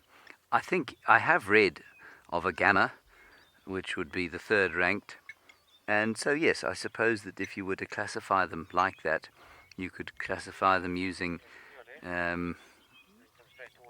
what do we call them? Greek symbols, but I don't know that that's necessarily how it's done. I've definitely read of a gamma male or a gamma female, but I think it's alpha and beta that are the most important. And also you can see quite clearly here, there's only one dog being abused here.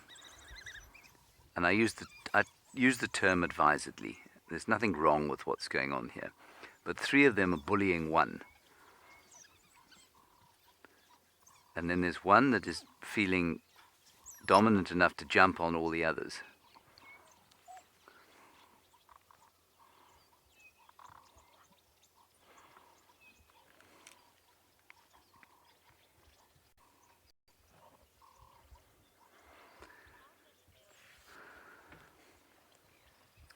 Ooh, Luke, aged 11. I don't know how many males and females there are on this pack. I haven't managed to count them. I'm pretty sure that if you Google Sands pack, Sabi Sands, you'll get a pretty good idea. You'll find the research. Otherwise, James Richard might oblige us with where he gets his information. Wildlife Trust. But they will know, because this pack has been fairly extensively researched. Oh, there's still a little bit of impala leg left. Not much use to the impala now. Oh, are you coming to show us?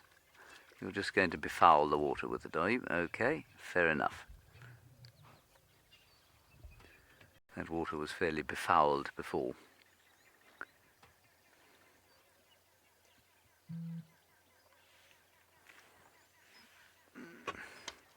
Phew, it's getting quite hot here, isn't it, David? It is. But it is very pleasant, I would say. I would agree.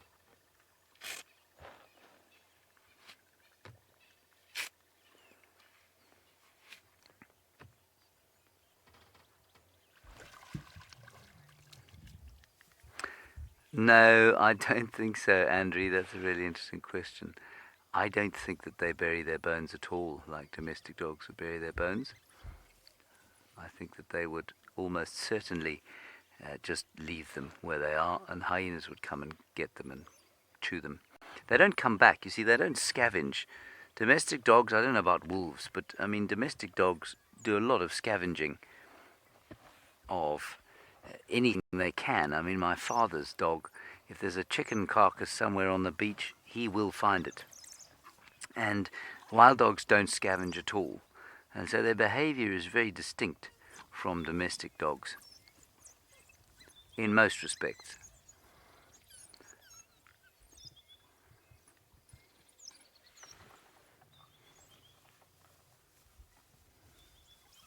What's also interesting here is that they're making a noise. And you'll never hear a leopard make a noise when it's got a kill. It will be as quiet and as secretive as possible. Same with the cheetah. You'll never hear a cheetah make a sound if it's got a kill. And the wild dogs are third pretty much on our predator hierarchy that begins with lions and hyenas, but they obviously don't feel completely dominated by those other two predators, because a noise like this, if lions or hyenas are close by, will attract their attention. Hyenas would definitely, if they could hear this, would come rushing in to have a look what was going on, if there was some food to steal. But because it's a biggish pack, they're not worried about that. However, even one lion would make them scarper at high speed. And one of the most traumatic sightings that anyone ever experienced on WildEarth was watching a guide called Brent, who many of you will know. Brent loves wild dogs, probably even more than I do. And he was watching a pack, and a lioness came on the scene, and she surprised them. Were you on camera, Dave? No, Jondry was on camera, and the lioness caught a dog and killed it in front of us. And Brent, who was very, very seldom at a loss for words, in fact, never, for once in his life was totally speechless with sadness at having watched that. And so they're at risk, but I'm interested that they're prepared to make such a noise right now.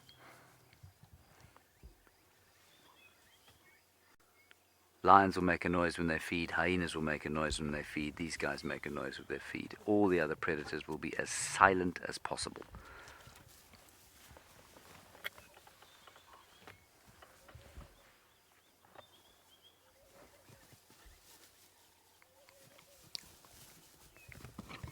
Oof.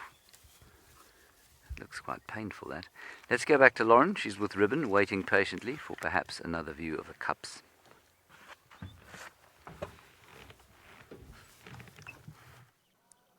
Oh, I remember that sighting, James. I wasn't here then, but I've obviously seen it multiple times on replay. Very, very sad, but unfortunately that's nature, I'm afraid. All the predators in the hierarchy out here will eat one another's offspring, cubs or pups, if given the chance, and also would likely harm one another if given the chance in the right circumstance. So it's very, very sad. But earlier, we've had absolutely no movement from Ribbon or Cubs. She's panting heavily, and I think she's in very deep sleep now.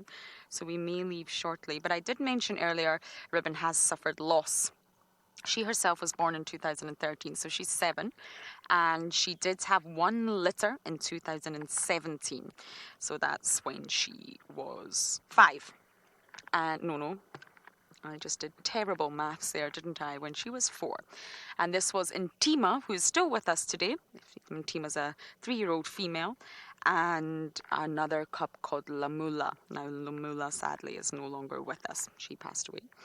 The next litter that Ribbon had was 2019, and this was 2 cubs. And I managed to see this litter. And sadly, one just disappeared one day, just vanished. We really don't know what happened to it. It was very young. We also don't know the sex. Anything could have happened to it. And the other one was Paddy. Now, Paddy was a gorgeous cub, a gorgeous cub, always seen suckling. Ribbon and Paddy. You could always guarantee that they would be there together.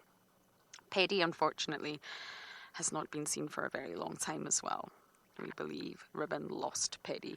Now, the litter that is currently in this little den right now is 2 new cubs. We also don't know the sex, and they were born very recently, I believe, on the 27th of March.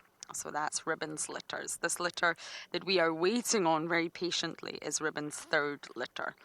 So she has suffered loss, and the only cub that she's raised successfully so far is Ntima. And Ntima and her are close, and they will remain close. I think once the cubs start sort of bounding around, we will see Ntima a lot around this den. She will want to spend time with her mother, especially now that her mother is the matriarch. Now, just a quick breakdown in the development. Oh, okay, I will come back to that point. We're going to bumble, and you guys are going back across to the wild dogs. We're still here with them. They're doing a whole lot of playing and general silliness.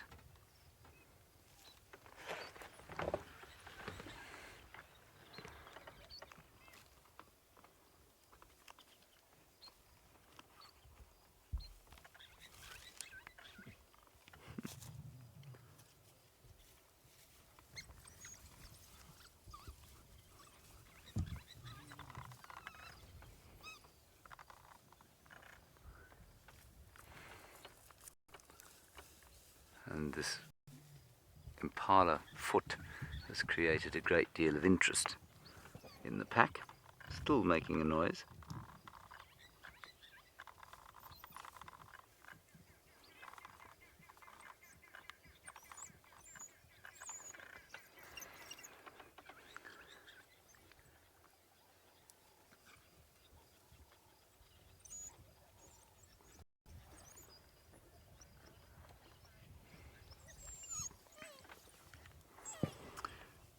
Dahlia, the average size of a wild dog is about 23 kilograms. The average size of a hyena female is about 70 kilograms, or 60 in the case of a male. So, quite interesting, the size difference. There's a bit of mounting going on. And this is not mating. This is just, well, those are 2 males. So it's probably just dominance display.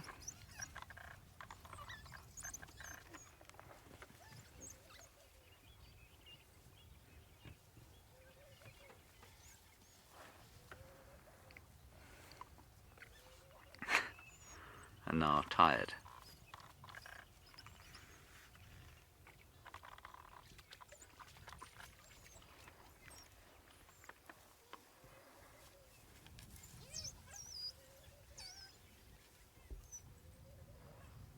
And you can see lots of them doing it. Lots of them doing this mounting thing. Now, 3 mounting each other. And the pups just will not settle. The adults are long asleep.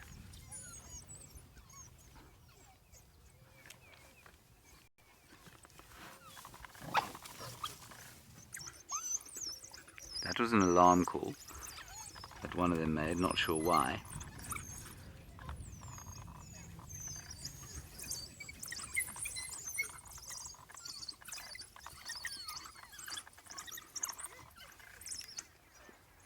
And shame that one's being bullied again now.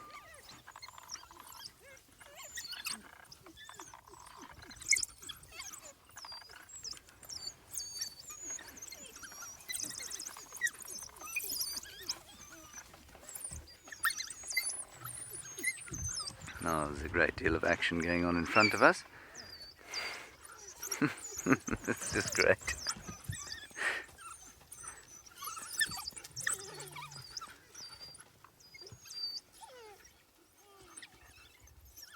You see how the omega at the bottom there just kind of accepts fate.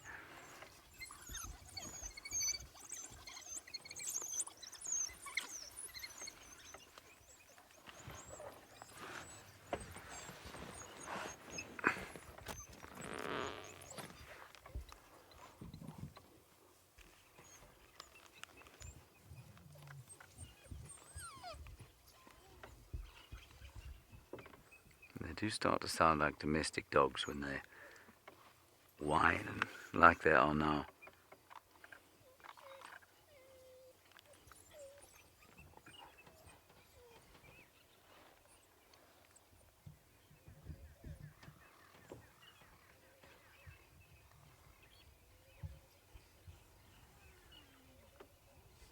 Slowly they'll probably start to settle now. Rosemary, they are related to wolves. They're just not very closely related to wolves. They are definitely dogs. They are part of the family Canidae. And so, although we call jackals jackals, they are dogs. We'd certainly refer to them as dogs.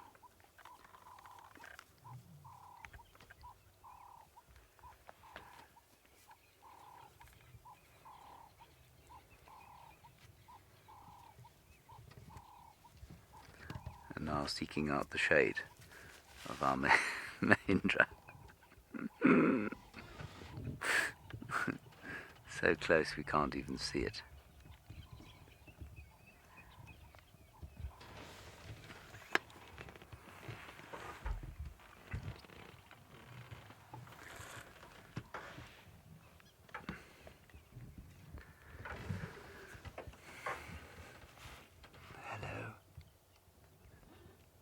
Spot, Sasha, Fido, Philip. Trying to think of common dogs' names. Good, well I shall sit and try and decipher the name of this dog while you go across to Rowan, who's got a Verrux's Igli Aul.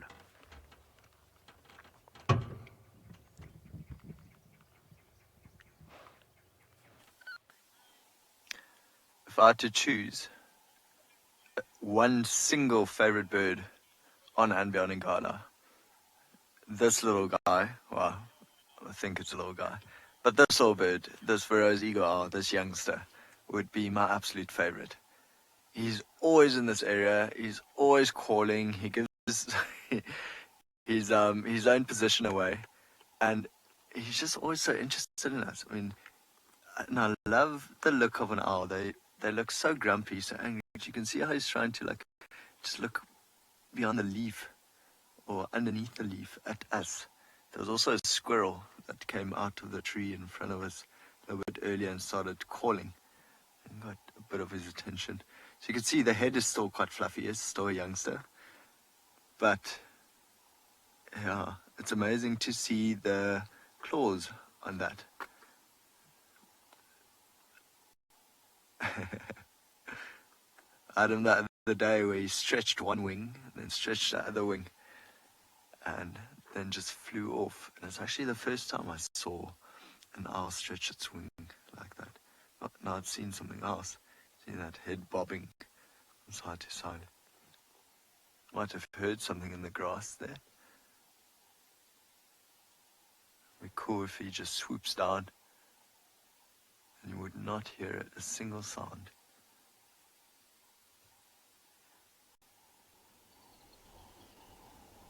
Can you hear a squirrel alarm calling further in the distance? Could be at one of his parents, mom or dad. They've been very quiet this morning.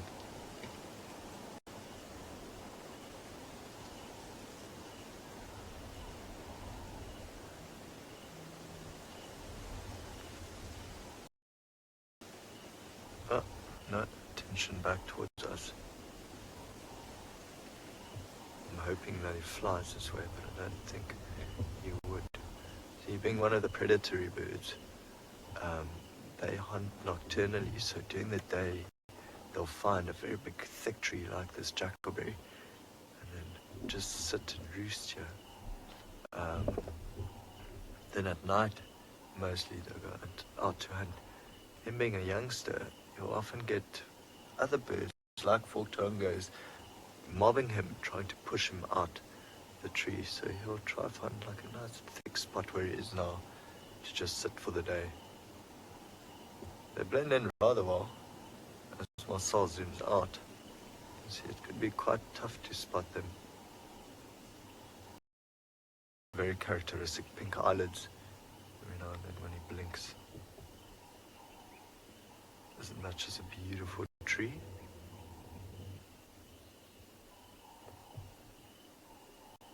Sun's peeking out now. Still just moodily watching us. Okay.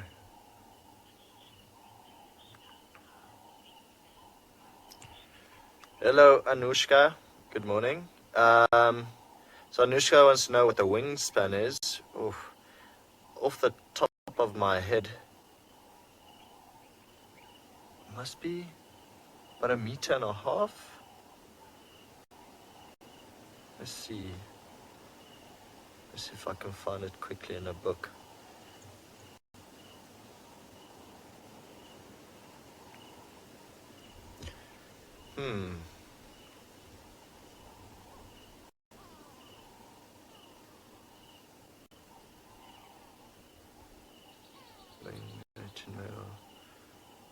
It's proving more difficult to find than I thought. Does it work? Sorry, Anushka, I'll be with you now. Marcel, do you know this off the top of your head? I think it's between 1.5 and 2. Also thinks it's between 1.5 and 2. So, page 242 in your Cecil bird book.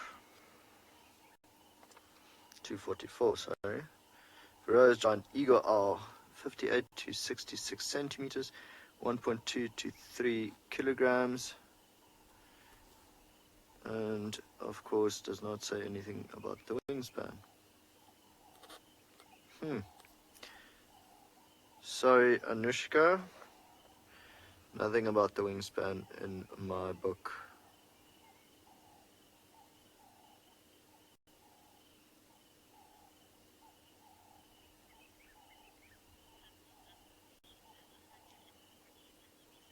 Okay, so Lou from Final Control is helping us. 140 centimeters, so it is about 1.5 meters.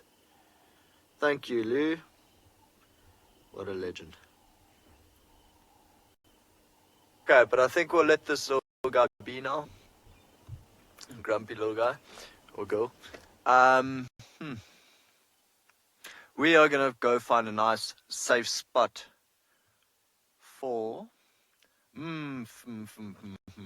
from Marcel.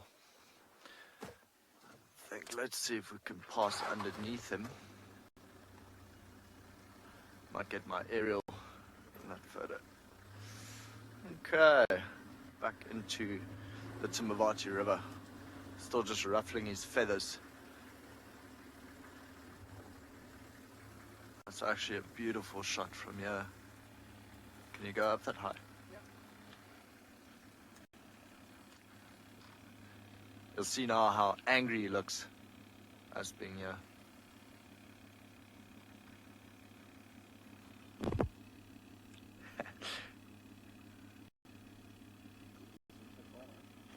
There.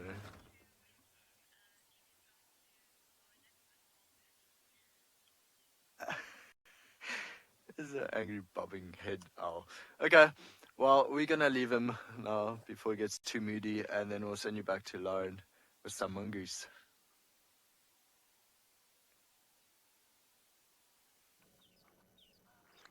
We have a business of mongoose. They were all just lying on the road sunbathing. Come back! That was so lovely. It was like a line of traffic all on the road. There's lots of them. That's them just wakening up, everyone. Dwarf mongoose are lazy. And of course, as I mentioned earlier, the closest relatives in the order Carnivora to hyenas. We have them right in front of us right now. They're following the hornbills. Hornbills and dwarf mongoose have quite a unique relationship. They work together. It's not quite symbiotic, I don't think. I would say it's more of a friendship, if I had to use that word. No, come back with this little one. You're coming back.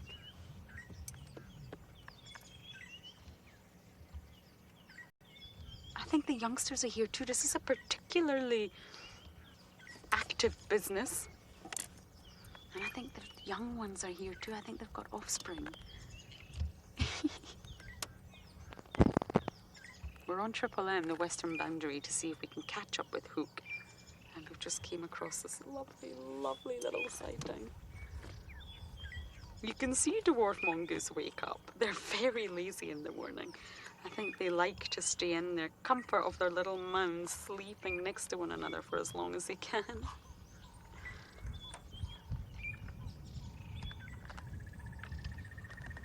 But of course, now the sun really is up, so it'll be time for them to get active and start hunting.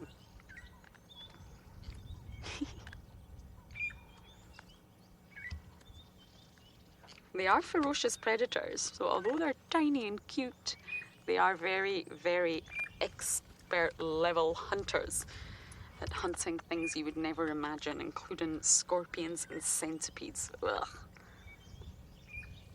But to our eye, of course, they're very, very cute and very sweet looking. But they are ferocious predators. And just very similar to wild dogs in their social structure, a group of dwarf mongoose is called a business, and they have an alpha breeding pair as well. And normally the rest of the mongoose in the business support the breeding effort of the breeding pair. So it's only the male and female that are the reproductive ones, and then all other mongoose are normally relatives or previous offspring or siblings, and they will assist in raising the offspring of the alpha pair. Now let me just see if I can get another look, but I have a funny feeling they've scattered.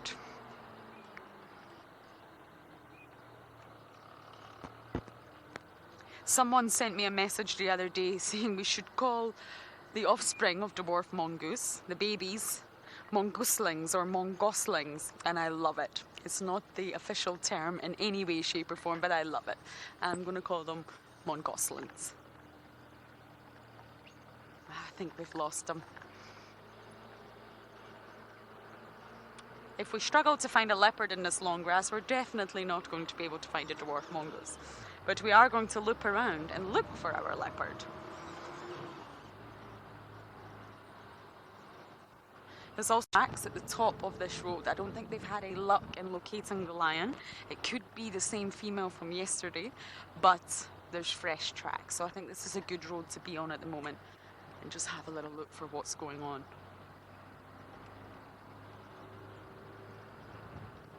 I am secretly hoping for a hook. Oh, got a wildebeest on the road. Is that a wildebeest?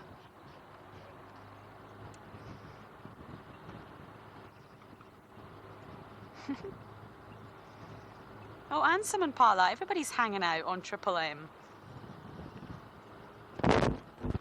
You see that? I don't know if you can see them.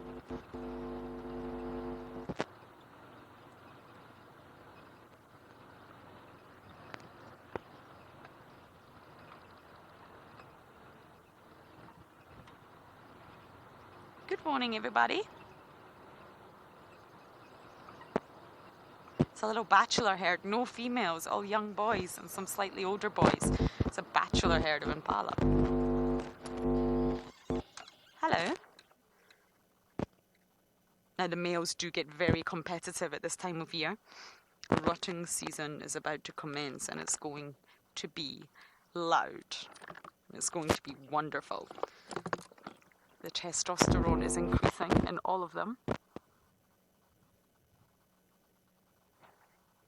just saw something move down there. Okay, I think we should go ahead and see if anything is there.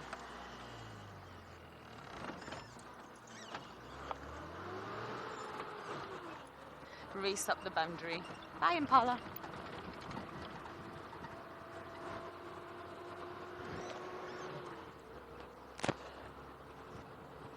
Now there could be a chance that Hook will be there this afternoon. He could have gone flat and he could still be on our property this afternoon. This is our property and this is the west.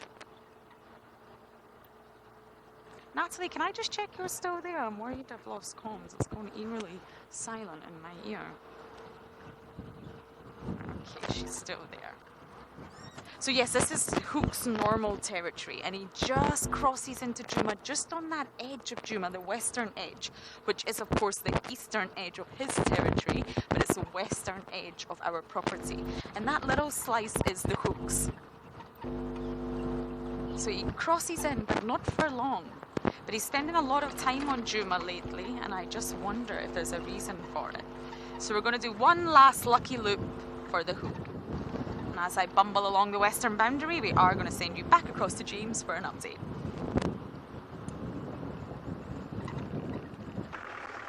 We have left our hounds. They went to sit in the shade, finally.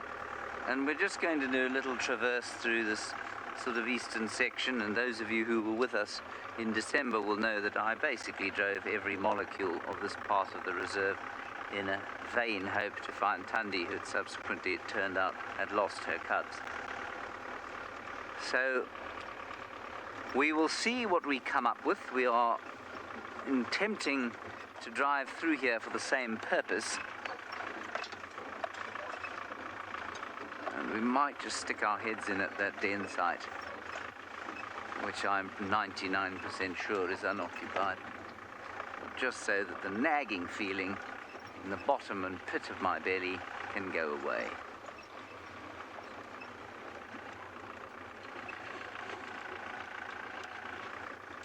So that's our plan. What a beautiful morning it's been.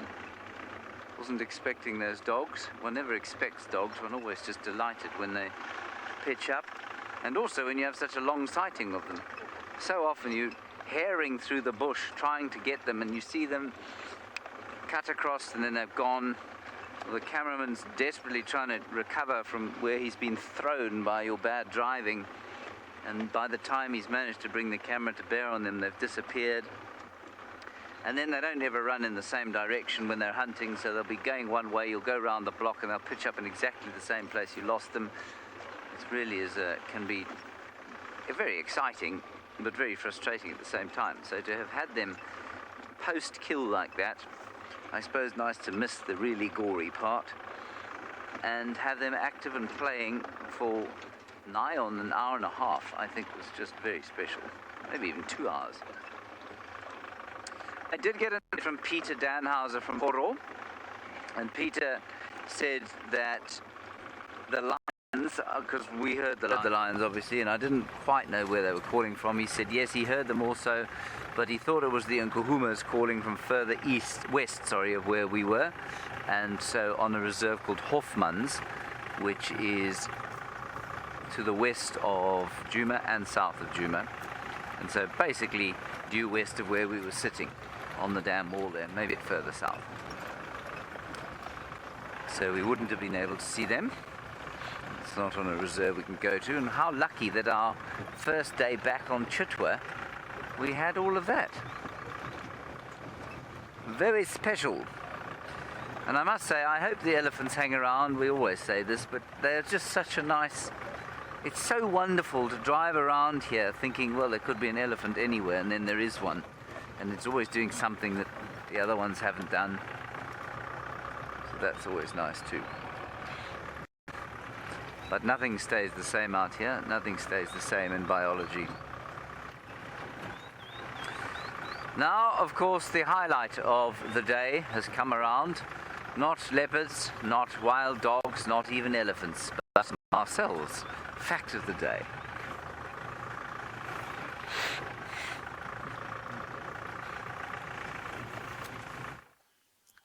Mr. Henry, you are absolutely correct. The highlight of the morning.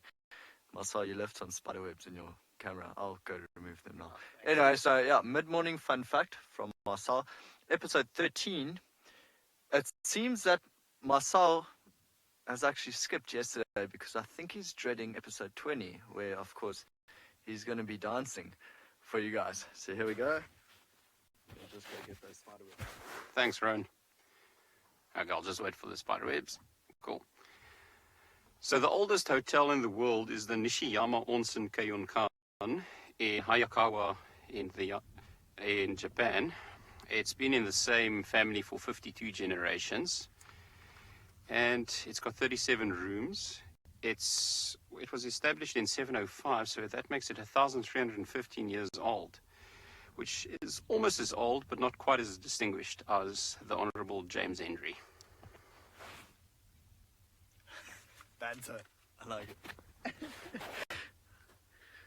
Mr. Henry. Okay, well, that was a mouthful. What do you want to do now? Just bumble around. Bumble around. Guys, we're going to just keep bumbling around. We checked a big open clearing here known as Cheetah Flats to see if we have any sign of a cheetah. Also 2 battaliers flying around, but sadly no sign of any cheetah. So now we're going back across the Timbavati River to the southern side and check another big open clearing.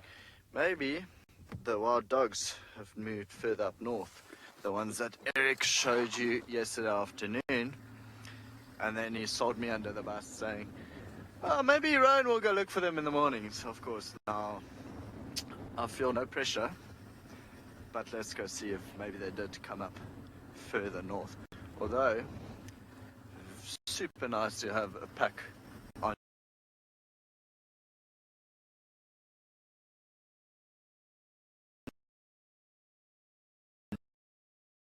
Djuma, which Sorry about that. I'm not sure. Marcel's fact of the day was obviously so absolutely fascinating that the internet broke. Hopefully it will be able to cope with his next fact of the day.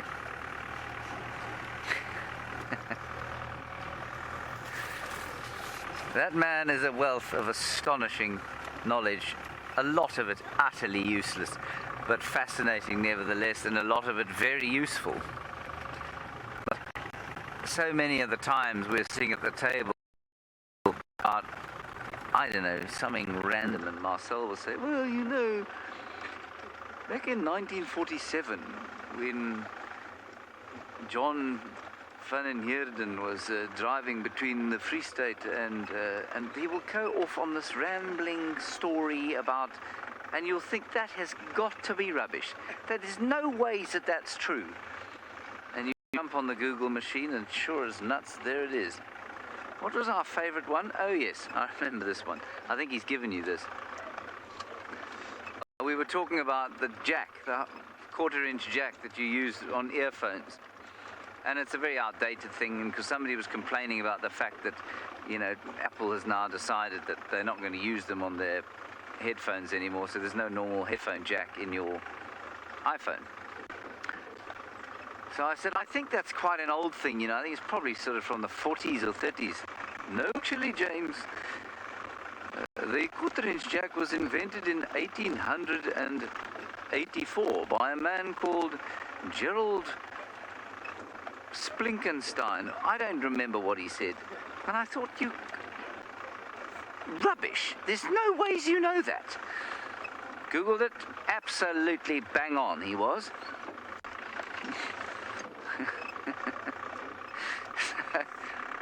If you're doubting the veracity of some of his facts of the day, by all means go and check them up.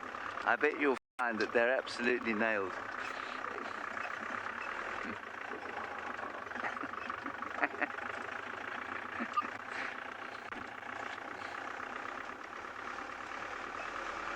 I wonder if he's got as far as telling you that chicken is a vegetable. Probably not. That's more a joke of his, though, than a fact of the day.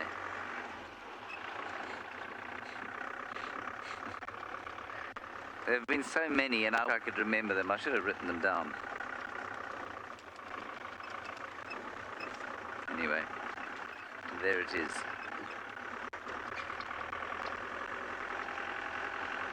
Driving very slowly, attempting to see some form of spots, but as Lauren likes to say, when she looks for spots, she sees them all the time. In her case, she does actually find them. In my case, not much. But I know what she means. When you look into the bushes, you see them everywhere.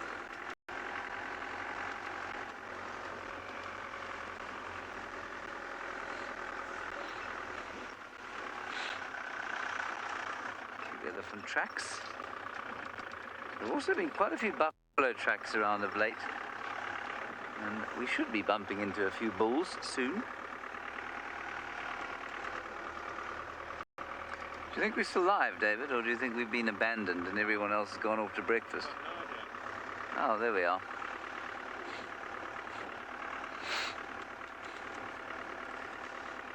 Radha, the sun comes up here at around about 6:20. That's when the sun came up today, I think, 6:15 or 6:20.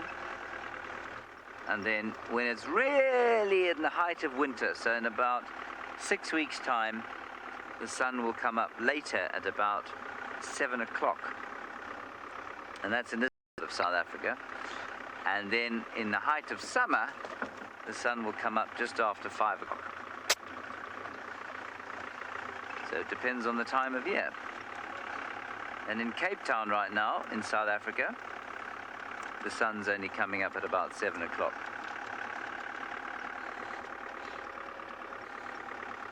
They will deny that and tell you the sun shines all the time, but that's not true.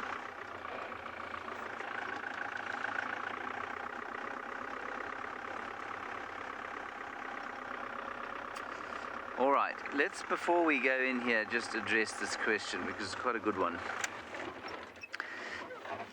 CO, I think, is it CO? CO, no animal can see in pitch black darkness. So if there is absolutely no light whatsoever, no animal can see. Infrared cameras can't see, nothing can see in pitch black darkness. What your eyes, though, perceive as pitch black darkness is not necessarily dark. There's still light. So on a moonless night out here, but with the stars shining, there's light. Our eyes are just not good at seeing it. And predators' eyes are much more able to see that because their eyes are more sensitive, so they can use that light to see. But nothing can see in the absence of light at all. Make sense? Unless you've got a thermal camera, but that's not really seeing so much as, it's electromagnetic radiation, I guess, but I don't think any living thing can see that. Although, no, they can't see that. I can hear some elephants over there. So, in pitch black darkness, you can't see anything. I suspect that if you asked Marcel that question, he'd give you a lot more complicated an answer. So I would suggest strongly that you don't ask him that question, unless you've got a long time. there might be something to do with temperature there as well, where the heat waves coming off a hot body in pitch black darkness could technically be described as being seen, if you could see them.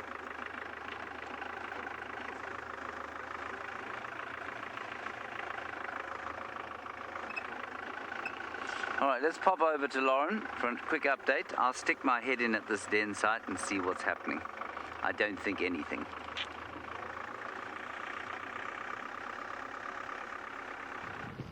Not entirely true. We raced for dogs. There's a big pack of wild dogs at Sydney's Dam. Now, Sydney's Dam is on Buffalo's Hope, and we have very, very dodgy signal there, very dodgy. But we raced to see if we could see them. They're apparently relaxing at Sydney's Dam, so we spent a little while there scanning with the camera and the binoculars to see if we could see any signs of them. And unfortunately not, but they are there, which leaves promising hope for this afternoon. I will not be out this afternoon, but it does leave hope for the others. Maybe they'll come down south and into Djuma. There's dogs everywhere at the moment. They didn't say what pack, but apparently it's quite a large pack. So I can only guess. I really don't know. So we raced for that to see if we could get a glimpse, but sadly no visuals, but they are there. Now we're on Aubrey's Road, named after the fantastic tracker that is Aubrey, believe it or not. And this is the road that Tingana came up last night to reach the north. So I figured it's just worth checking.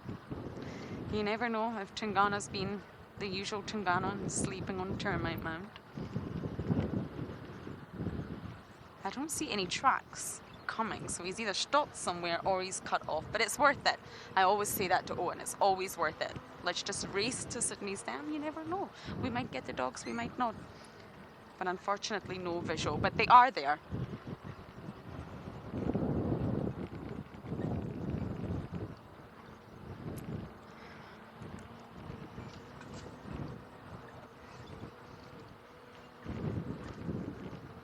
Ah, what a morning it's been, and it's glorious. It's really turned into a fantastic morning. A very unexpected one with dogs and leopards from Djuma side, and of course lions from Ngala side. So if you are thoroughly enjoying our safaris, you are welcome to support us. If you wish, you can head across to WildEarth.tv, and there's an option to support if you would like to support in any way that you can. And we will keep going with our safaris for as long as we can. I remember just the 1 week when we first started with Ngala, Djuma was quiet. We had nothing, could not find anything. And of course it's summer, so that's an additional challenge. And all of a sudden, Djuma is now once again back to what it should be with all our leopards around. All I want are my leopards and my hyenas. James can have the dogs and the elephants, and Owen, you can have the lions. Here we go. That's all of our favourites.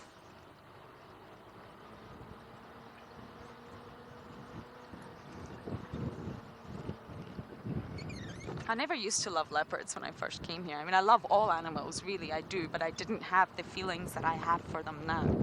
It's just spending time with them all out here and learning about them all and watching them and observing them, noting down their behaviour. When I've really, I think there's been an elephant here. What do you guys think?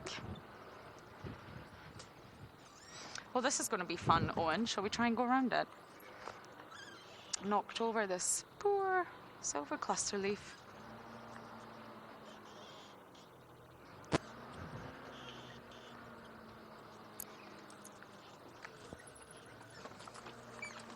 I wonder if this will move.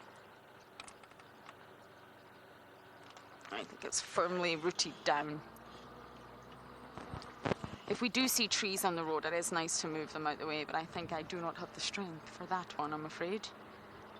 We may have to come back later with some manpower, or some additional manpower.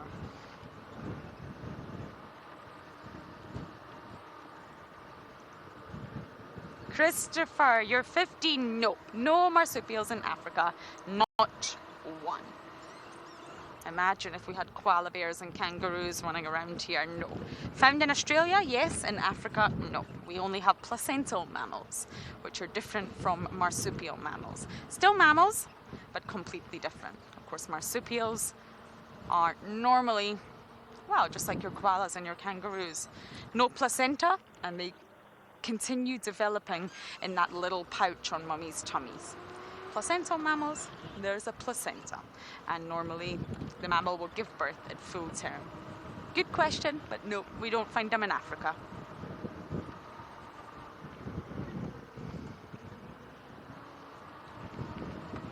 Okay, one more search for the hook. He may have woken up out of his nap and is on the move again, one would hope.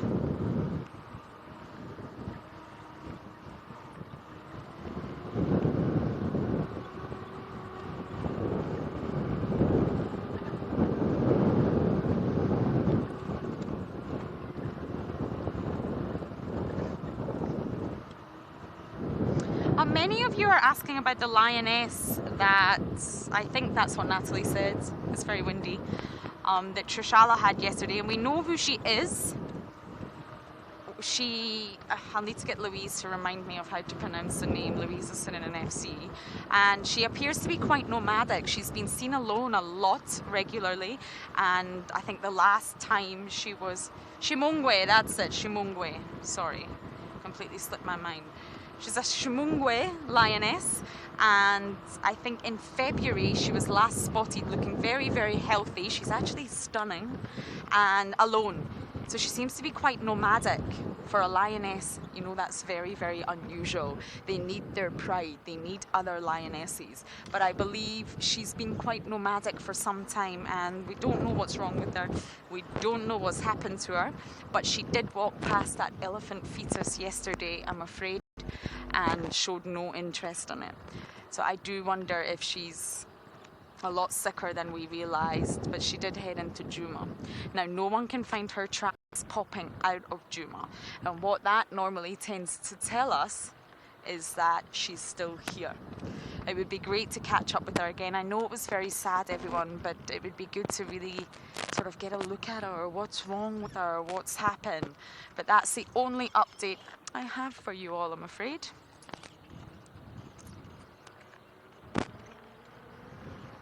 But she is identified, Shimongwe lioness.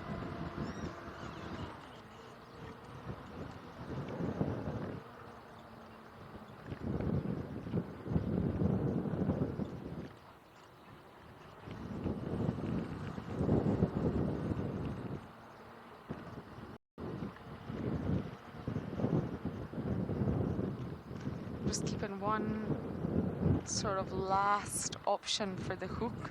I've had the hook on this termite mound here, and this is about as far towards quarantine that he really goes. The rest is very much Tingana's territory, and if he goes any further, he'll be in trouble. He's pushing it, literally. So I'm just doing one last scan for him.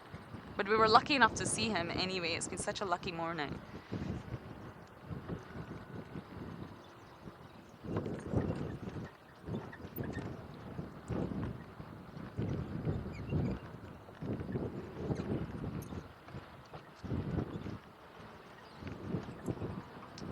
Oh, okay, I'm gonna bumble around quarantine just to see if I can see any last minute anything, and as I do that, you guys, I'm gonna bumble across to James.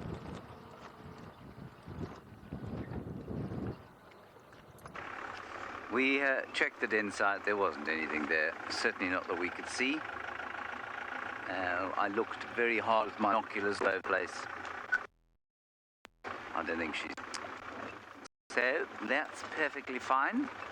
I'll get hold of the chap who mentioned yesterday and just make sure that he actually saw tracks.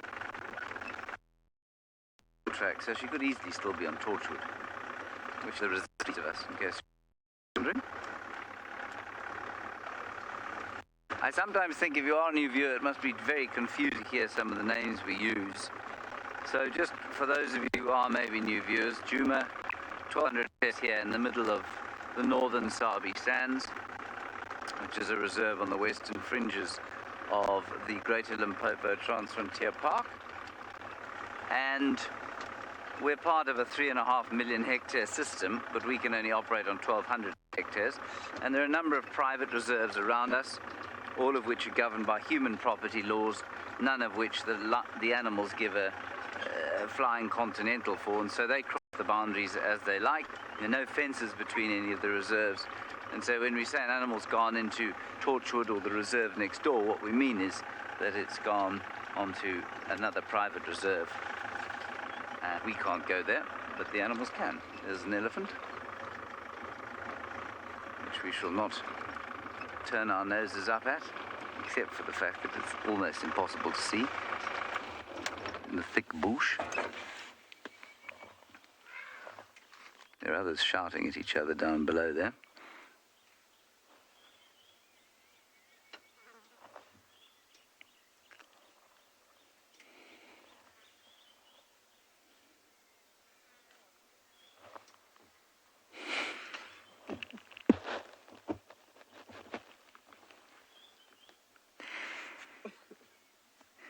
All right, we've got 3 minutes left. Now, there's a tiny little baby there. Hang on, let me go forward a bit. There we go. You got it? Yep. Got a good bum shot.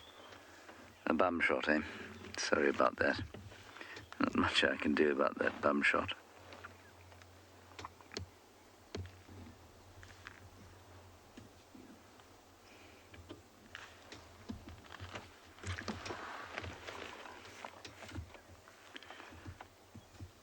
I was thinking about going and see if we could find the others, but I don't think we'll have time.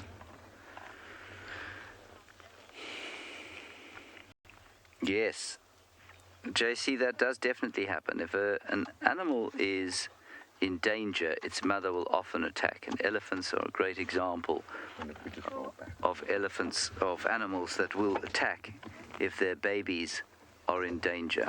Say when, David. Yeah, I'll keep it going. Oh, that's better, yeah. Okay.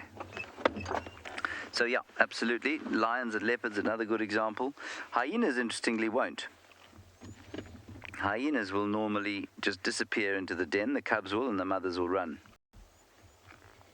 So there's no need for them to defend their cubs, and it's a really clever system because it means the mother stays out of danger, the cubs are out of danger because they're down inside the den. Although obviously accidents do happen.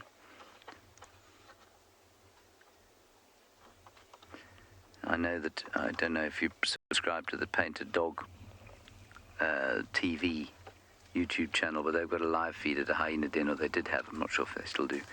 And they picked up a male lion coming across the hyena den during the course of an evening, and only one of the cubs managed to scamper inside before the lion unfortunately caught another little one. Well, that is the life of a predator out here. Much less peaceable than the life of the elephants. Thank you very much, everyone, for joining us on our marvelous sunrise safari. Leopards, lions, elephants, wild hounds, more elephants, couple of birds, some grass, a few trees, all of which we appreciated very much, but mostly we appreciated your questions and your comments, so thank you very much. We'll see you later at 3:30. Bye-bye. 3, sorry.